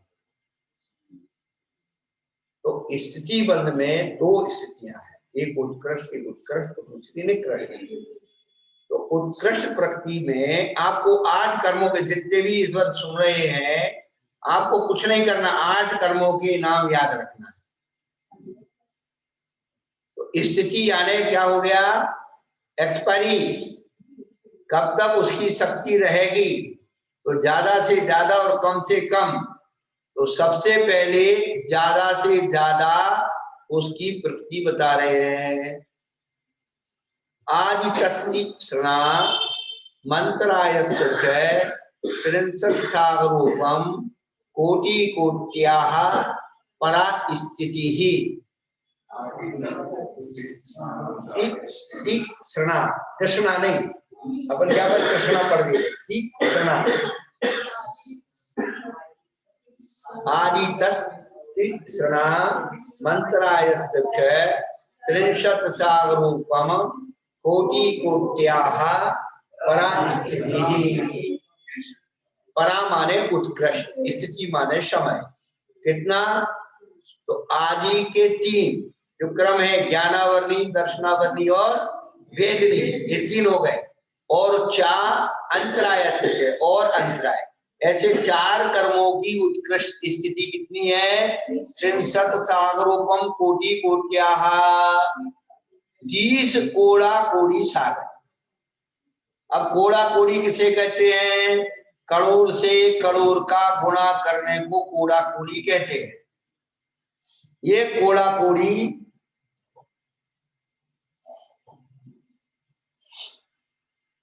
कैसे बन जाएगा? 1 करोड़ पे 1 करोड़ से गुणा करो, ऐसे 30 करोड़ को 30 करोड़ से गुणा करने को 30 कोड़ा कोड़ी कहलाएगा।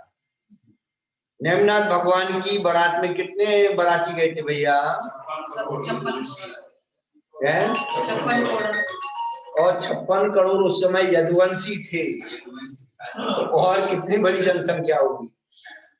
नेम जी की जान बड़ी वाली को आ गया मन की गिनती ले आया।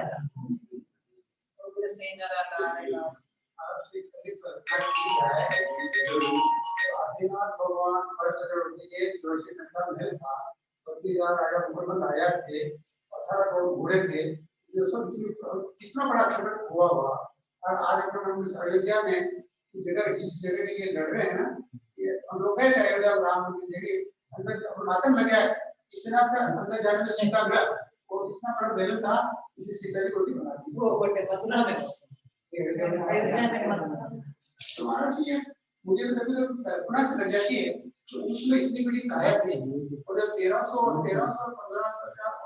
वर्ष राम की उम्र थी उनकी, क्या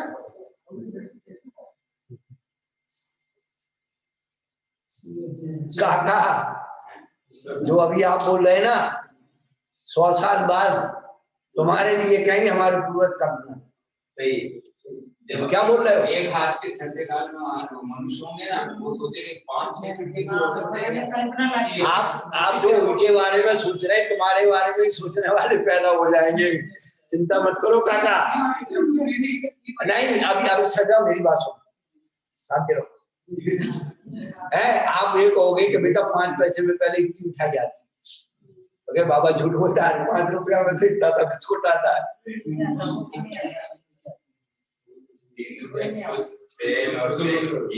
आप जो है पुराने जमाने के 50 साल पहले के पूरे आंकड़े उठा के हर चीज 100 गुनी होगी। अब वेल मछली देखते हैं ना, पूरे गांव जैसी वेल मछली होती है, वो भी दिखती है हमारे से। वेल मछली जो होती है, वेल मछली पूरे गांव जैसी उसकी लंबाई छोटी है समुद्र में। हाँ तो अपन भी वो नॉनवेज का अंदाज लगा सकते हैं, होगा बिल्कुल है इसमें क्या, बिल्कुल आपका कहना सही है। अब हम आपको वही तो बता रहे हैं, करोड़ नहीं है, वो कोटि संख्या है। तो प्राचीन काल में कोटि का माप होता था कोड़ी, 20 व्यक्तियों की 20 संख्या को कोड़ी कहा जाता है। वो कोड़ी है क्या? 20 व्यक्तियों की 20 की संख्या को कोड़ी कहा जाता है, कोड़ी। और 20 को 56 से गुना कर दो, कितने हो गए? 1100। बड़े आदमी की बारात में 23 आदमी जाएंगे, वो क्या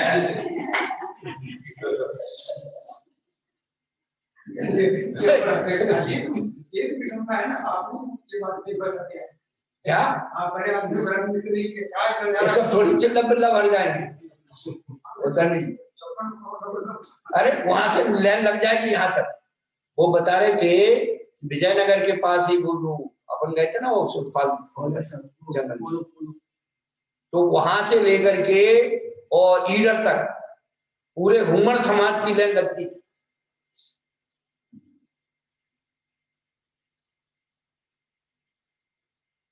पूरे गांव घूमर समाज के थे, पूरे खेड़ में 18,000 खेड़ में अभी भी इनका होता है संग्रह का 18,000 दशम समाज। हाँ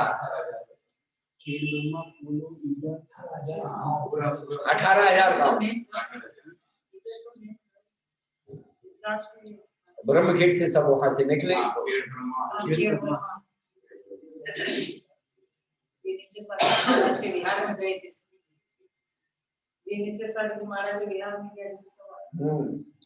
तो हमारा तो ये अभिप्राय है कि जो संख्यात्मक चीजें हैं उनके भी उपमा मान के द्वारा उनको समाहित किया जाए। अवयोजन जो होता है, लघु योजन होता है, महायोजन होता है, मध्यम योजन होता है, योजन 3 प्रकार।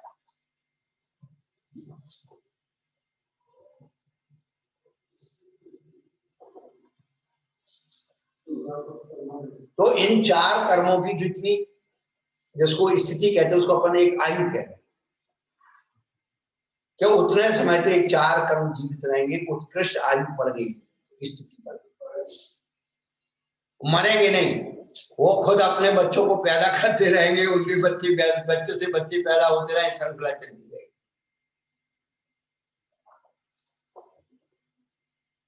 तो 4 कर्म तो ये हो गए। फिर उसके बाद क्रम में आया मोहिनी, सप्ततिर मोहिनीयस्य, मोहनीय कर्म की 70 कोड़ा कोड़ी ऊपर से लेना है। परास्थिति कोटा सागरोपम कोटि कोट्या, परास्थिति ऊपर के सूत्र से अध्याहार करना है।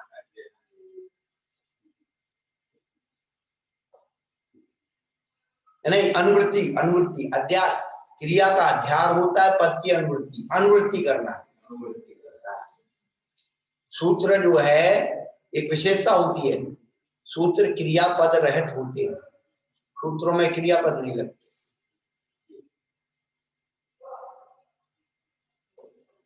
क्रिया का अध्याहार किया जाता है।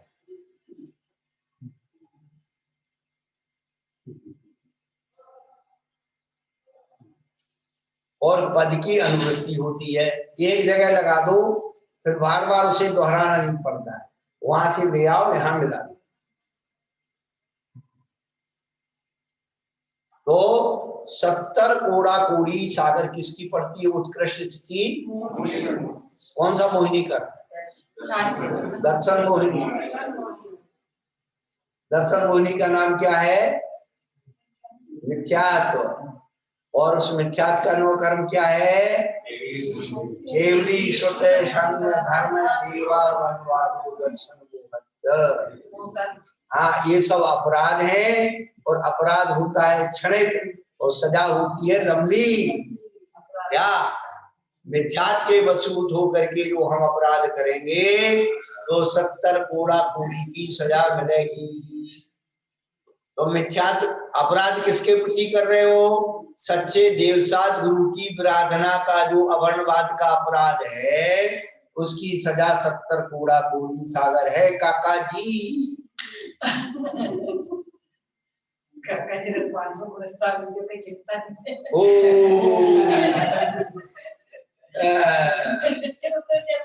बात में पुरस्कार हो रहे काका जी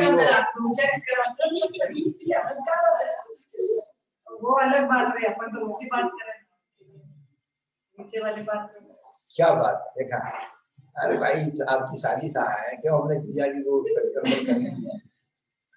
आपने बोला महाराज जी अपन नहीं कर सकते, पर अपने को बहुमान आने चाहिए। हाँ, नहीं, बहुत वृत्ति व्यक्तियों को देख करके बहुमान आना ही चाहिए। वृत्ति अनुमोदना ही आपको कल्याण करती। हमारा धर्म कितना मंगलमय धर्म है। तो 70 कोड़ा कोड़ी बांधने को तैयार हो जाओ। गुरुओं की खूब निंदा करो, शास्त्रों के उल्टे अर्थ बताओ, सबको गालियां दो।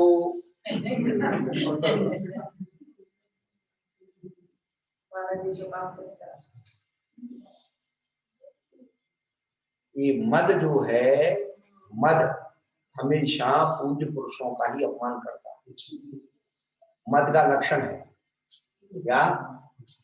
अच्छाई की बुराई और पूज्य पुरुषों का अपमान, ये मद का लक्षण। लिख लेना अपने जीवन में, क्या? अच्छाई की बुराई करना और पूज्य पुरुषों का अपमान करना, यही मद का लक्षण। लिख ले पंडित। अच्छे की बुराई करना।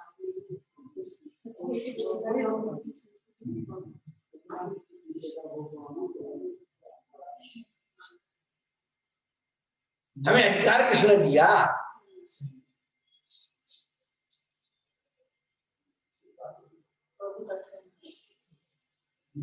कर्ता बुद्धि। कर्ता बुद्धि नहीं, आदत में पड़ा हुआ। हेलो, तो आदत सुधार दो। आदत में पड़ा हुआ तो सुधारना तो हम सुधारेंगे। जब ये जानते ही आदत हो गई ये इसका फल ये मिलने वाला है तो हम क्यों करें?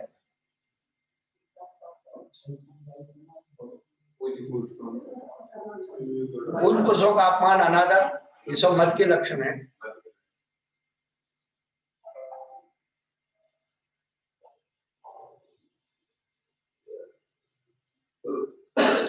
विंशतिर नाम गोत्रियो हो, नाम और गोत्र कर्म की उत्कृष्ट स्थिति कितनी है? 20 कोड़ा कोड़ी सागर।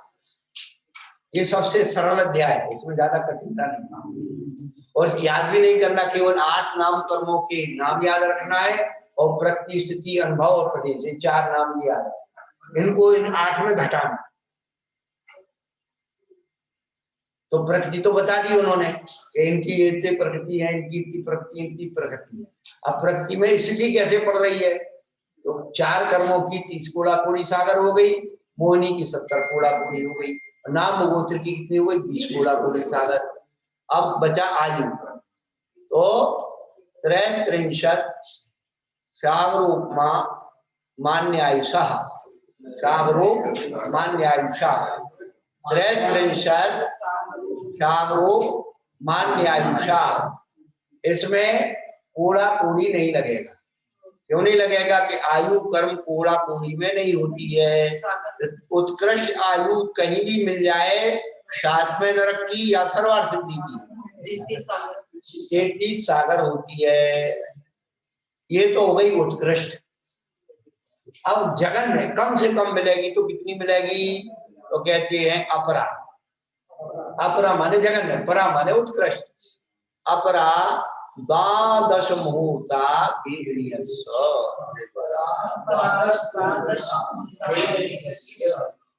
वेदनीय कर्म की जगन स्थिति कितनी है? 12 मुहूर्त। और 12 मुहूर्त के ये 48 मिनट का एक मुहूर्त, तो 12 को 48 से गुणा कर दो, कितने हो गए? 9 घंटे। अरे यार फिर देखो, आप सब सीए वाले हो, सब गणतज्ञ हो, सब जानते हो। हम तो भाई हम पहले जहाँ जाते हम कहते गणित मुझे नहीं आता। तो कितना हुआ भाई? 9 घंटे 36 हो गए ना क्लियर? बहुत बढ़िया। तो हमारे गुरु महाराज कहते 9 घंटे 36 मिनट हो गए। तो आचार्य भगवान गुरु महाराज कहते थे भैया दुखनों और पावनों ज्यादा दिन नहीं रहती।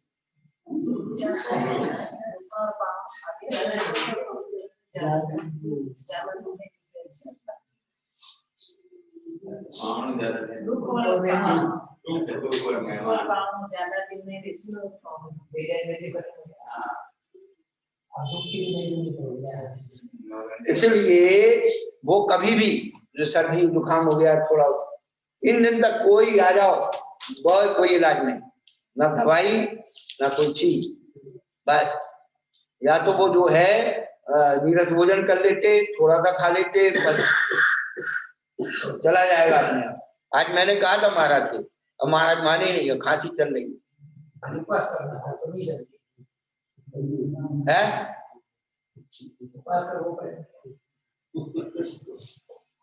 तो आंख को बंधन और बुखार को लंघन।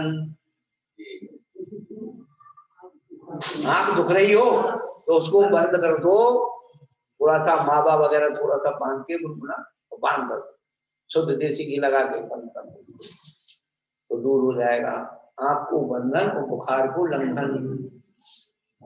जितने पशु पक्षी हैं आप देखो, उनकी तबीयत खराब होगी तो भोजन छोड़ दो। क्या जितने पशु पक्षी हैं आप उनकी तबीयत खराब होगी तो अमृत भी बड़ा हो नहीं, इसलिए वो हमेशा जल्दी स्वस्थ हो जाते हैं। और आदमी बीमार हो जाए तो जो चीज नुकसान करे उसी को मन चलता है, उल्टा काम होता है। इसलिए पहले वैद्य लोग क्या करते, पथ्य कहते थे, पथ्य। दवाई से भी ज्यादा उसका ध्यान रखते। यदि पथ्यम किमोसेने, यदि अपथ्यम किमोसेने, यदि पथ्य तो जी क्या करेगी, अपथ्य तो क्या करेगी। आप दवाई क्यों खाते हो भाई, दवाई क्यों खाते हो? दवा दबा के खाते हो, इसलिए दवा। कम खाना और गम खाना, ना हकीम पर जाना ना हाकिम पर जाना। कम खाओगे बीमार नहीं पड़ोगे, तो हाकिम पे नहीं जाओ। हाँ झगड़ा नहीं होगा, झगड़ा नहीं होगा, हाकिम पे नहीं जाओगे।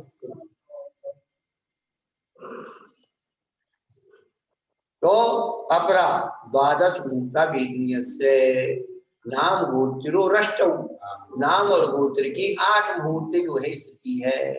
अब जब 3 हो गए, एक भेदनी और नाम गोत्र, और 5 बचे शेषानाम मंतरभूता। 8 जो 5 कर्म बचे हैं वो अंतर्भूत की जगन्य स्थिति होती है, उससे ज्यादा वो नहीं टिकेंगी। ये जो है आपकी पूरी स्थिति बंद, 8 कर्म की स्थिति जगन उत्कर्ष पूरी हो। हाँ हाँ 40 कोड़ा वो अलग उसका व्याख्यान है। राजा को तनख्वाह ज्यादा मिलती, राष्ट्रपति की तनख्वाह ज्यादा है और प्रधानमंत्री की तनख्वाह कम है, लेकिन काम कौन करता है ज्यादा?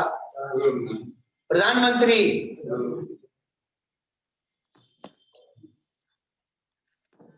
तो ये सब जब मिथ्या तकिंचित कर का प्रसंग आया सन 84 में। जी हाँ, बहुत चर्चा जगनमोहन लाल जी ने एक पुस्तक लिखी थी। देखो ऐसा है कि सारे लाल जी लिख के चले गए। फूलचंद सिद्धांत शास्त्री वो कर्णालु की और ज्यादा विशारद थी, उन्होंने भी लिखी थी। मेरे पास तो जगनमोहन लाल जी वाली छोटी सी। हाँ, और वो नहीं है तुम्हारे पास फूलचंद जी वाली, कनक नंदी जी वाली? हाँ कनक नंदी वाली है। हाँ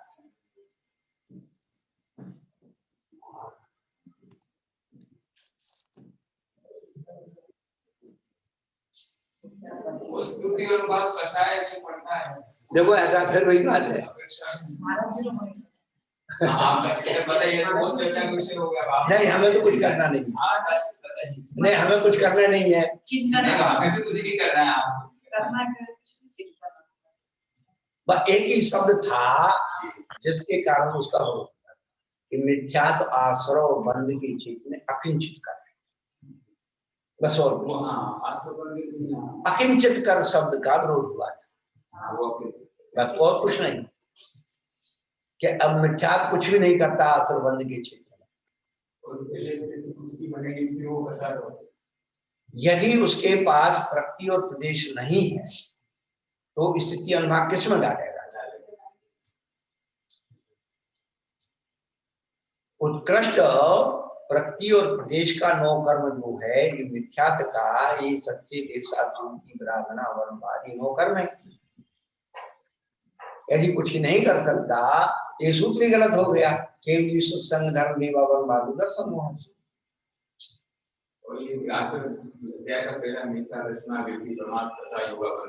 वही तो हाँ ये भी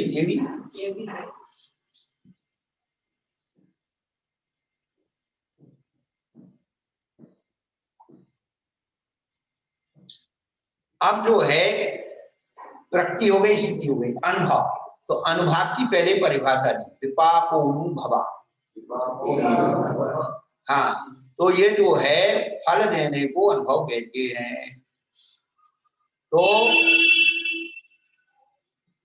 अनुभव 2 प्रकार से होता है, स्वामुख से और परमुख से। सब मूल प्रवृत्तियों का अनुभव स्वामुख से ही प्रवृत्त होता है। क्या? तो मूल प्रक्रिया है ज्ञानावरणी दर्शनावरणी, ये मूल प्रक्रिया कहलाती है। आयु मोहिनी, दर्शन मोहिनी और चार मोहिनी की सिवा तुल्य जाति उत्तर प्रवृत्तियों का अनुभव परमुख से भी प्रवृत्त होता है। क्या? एक आयु कर्म, एक दर्शन मोहिनी, दूसरी चात्र मोहिनी, इन 3 को छोड़ दिया ना मोहिनी कर्म पूरा। आयु और मोहिनी कर्म छोड़ दीजिए, बाकी सब जो है उन सब प्रक्रियाओं के उत्तर भेद है, उनका अनुभव जो है क्या परमुख से भी, स्वामुख से तो होता ही है, परमुख से भी हो सकता है। नरकायु के मुख से त्रिंचायु और मनुष्यायु का विपाक नहीं होता। दर्शन मोह चार्थ मोह से और चार्थ मोह दर्शन मोह रूप से विपाक को प्राप्त नहीं होता। इन्होंने शंका की पहले संचित हुए नाना प्रकार के कर्मों का विपाक अनुभव है, यह हम स्वीकार करते हैं, किंतु ये नहीं जानते कि क्या यह प्रसंख्यान होता है। नाम विचार अर्थ की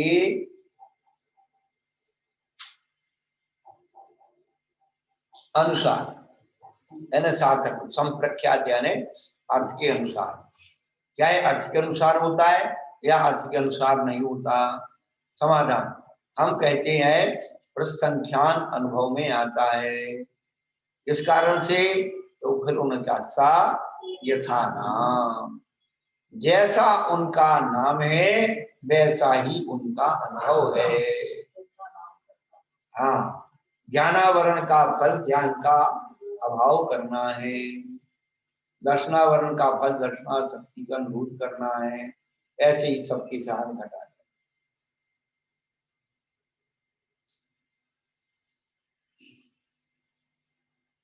अधिक विपाक का नाम अनुभव है, ऐसा करते हैं वह कर्म आवरण के समान अवस्थित रहता है या फल भोग देने के बाद वह झड़ जाता है। क्या अब विपाक हुआ नाम के अनुसार हो गया तो वह उदय में आने वाला फल देने वाला कर्म वहीं रह जाता है क्या खिर जाता है? तो कहती ततश्च निर्जरा, उसकी निर्जरा हो जाती है। कैसे होती है? जिस प्रकार भात आदि का मल निर्वृत्त होकर निर्जीर्ण हो जाता है, उसी प्रकार आत्मा को भला बुरा फल देकर पूर्ण प्राप्त स्थिति का नाश हो जाने से स्थिति न रहने के कारण कर्म की निवृत्ति का होना निर्जरा है। वह दो प्रकार की विपाकजा अविपाकजा, इसमें अनेक जाति विशेष रूप भंवर युक्त चार गति रूपी संसार महासमुद्र में चिरकाल तक परिवहन करने वाली जीव के क्रम से परिपाक काल को प्राप्त हुई अनुभव ओदियावली रूप सोते में प्रविष्ट हुए ऐसे शुभ कर्म का फल देकर जो निवृत्ति होती है वह विपाक निर्जरा है। अब एक शब्द दिया उन्होंने, क्या देखिए आप, अनुभूदय उदयावली रूपी सोचे में, सोचे यानी नाली, सोचे मतलब वो सोना नहीं, नींद है, नींद नहीं है, सोचे यानी स्रोत नाली है में प्रविष्ट हुए ऐसे शुभाशुभ कर्म का फल देकर जो निवृत्त होती है और विपाक। समय पाए पक जाए आम नाली, वो सब बात दूजी है अविपाक पकावे। हाँ, आम और पनस और आदि क्रिया विशेष के द्वारा इस प्रकार अकाल में पका लेते हैं, उसी प्रकार जिसका विपाक काल अभी नहीं हुआ है फिर भी औपक्रम क्रिया विशेष की सामर्थ्य उदयावली से के बाहर स्थित जो कर्म बलपूर्वक वीणा द्वारा उदयावली में प्रविष्ट करा के अनुभव आ जाता है वह अविपाकजा निर्जरा है। सूत्र में च शब्द अन्य निमित्त का समुच्चय करने के लिए दिया है, तब सा निर्जरा से यानी कहेंगी। च शब्द के देने से यह प्रयोजन है कि पूर्व प्रकार से निर्जरा होती है और अन्य प्रकार से भी होती है।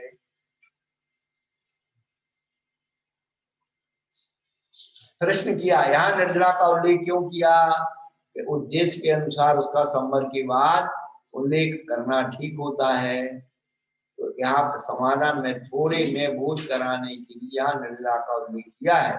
संवर के बाद पाठ देने पर विपाक भव इस प्रकार से अनुवाद करना पड़ता। पहली बात। दूसरी बात, जो 9वें अध्याय की निर्जरा है और इस कर्म की बंध के बाद अनुभव करने के बाद जो निर्जरा है, यहाँ पर मूल उद्देश्य है उसकी विपाकोनुभव निर्जरा, उस फल का भोग लेना निर्जरा है और ततस्य निर्जरा। वो सविपाक अविपाक को हमें समझाने के लिए कर दिया, लेकिन जो वहाँ संवर पूर्वक जो निर्जरा है वो समय सार की निर्जरा है, निरानुबंधी निर्जरा। तो यहाँ एक देश लिखा है, वहाँ सब देश लिखा है। हाँ काका,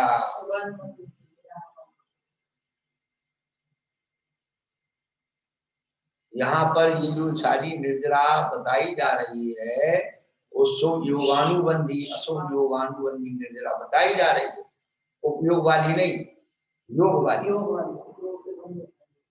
जो सबको घटित होती है। जैसे चतुर्गति ना महासमुद्र में चितार्पण करने वाले जीव के क्रम से परिपाक को प्राप्त होती, अनुभव उद्यावली रूप सोते से प्रवृत्ति शुभाशुभ कर्म का बंदी कर निवृत्ति होती और विपाक और आम और पनस से विशेष काल में पका लेते हैं, उसका विपाक काल भी अभी नहीं प्राप्त हुआ है, फिर भी वो क्रम से पर उद्यावली में सिद्ध होकर के बलपूर्वक तो अकाम निर्जरा बाल तब ये सब इसी के अंदर है। इस निर्जरा के अंदर अकाम निर्जरा बाल तब वो सब आएंगे, ये योग। हाँ अम्मा जी स्वरूप भेद समझ लिया। और वहां पर उपयोग की निर्जरा,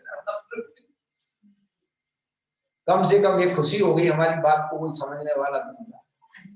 हमारे तो लॉकडाउन का पूरा दिन पूरा हो रहा है महाराज शिवाजी मान के लिए शुद्ध उपयोग वाली बात है, मानो मतलब जो दिया हो तो शुद्ध उपयोगी, शुद्धोपयोगी निरानुबंधी निर्जरा, और यहाँ शुद्ध योग की शुभ योग वाली निर्जरा।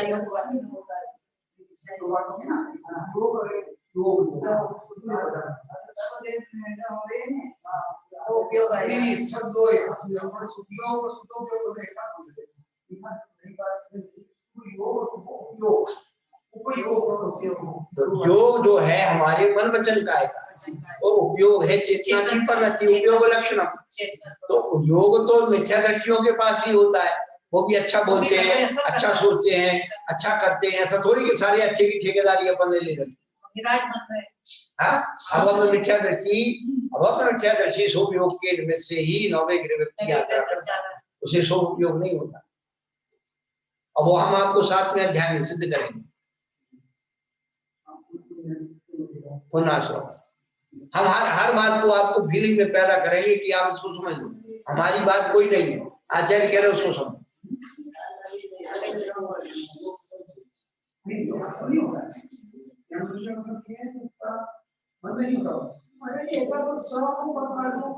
हाँ तो जो मूल कर्म प्रक्रिया है वो तो स्वमुख से ही उदय में आती है, लेकिन उनकी जो उत्तर प्रक्रिया भेद कर लेते हैं तो 3 प्रक्रिया आयु और मोह, ये दोनों कर्म प्रक्रिया स्वमुख उदय से ही उदय में आती, परमुख में नहीं आती। आयु कर्म जो जैसे अपने मनुष्य आयु मान लिया, तो मनुष्य आयु में अपन है, तो अब जो है आप अपनी उदीना तो कर सकते हो, लेकिन आपने जो है नरक आयु को आप जो है बांध लिया और नरक आयु को आप उदीना नहीं कर सकते, उत्कर्षण आकर्षण कर सकते। मनुष्य पर्याय में रह करके आप नरक आयु का अनुभव नहीं कर सकते, कहने का मतलब वहीं जाना पड़ेगा नरक आयु को भोगने। ऐसी दर्शन मोहिनी चार्क मोहिनी रूप नहीं पढ़ बनेगी और चार्क मोहिनी दर्शन रूप नहीं पढ़, वो अपने स्वमुख से ही उदय में आए।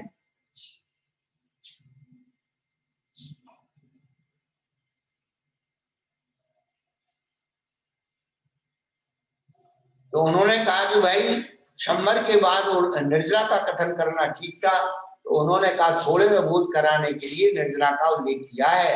शंबर के बाद पाठ देने पर क्या देते, शंबर के बाद निर्जरा का कथन करने पर फिर भवा फिर से उसका अनुवाद करना पड़ता और दूसरा सूत्र बनाना पड़ता और उसका दुनिया का फैलाव। इस प्रकार से ये आपका हाँ ये निर्जरा आपकी हो गई है। अब समय हो चला है, कल पूरा आपका अध्याय हो जाएगा बहुत अच्छे से, और आपके मतलब ये अध्याय अब 2 बार 3 बार पढ़ लिया तो अब पूरा करना नहीं तैयार है। सर बंद उदय सत्य, ये बस ये 3 कर्म की जो है जो स्वभाव है इनको आपने कर दिया तैयार, तो आप मोहिनी कर्म के बंद स्थान उदय स्थान सत्य। लॉकडाउन के बाद पहली बार कुछ होता है। एक बात समझ आई है, तपस्या निर्जरा एक से तीन का तो इसमें निर्जला लो एक तब तीन का निर्जला हो हाँ तपसा निर्जला छे, वो निर्जला पद वहां आया है।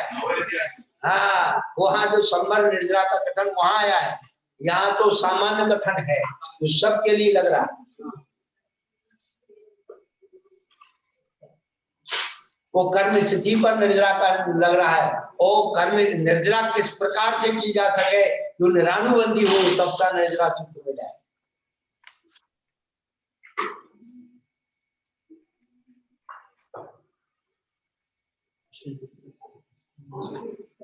श्रद्धाऊ जब जन वाणी पर विनय सहित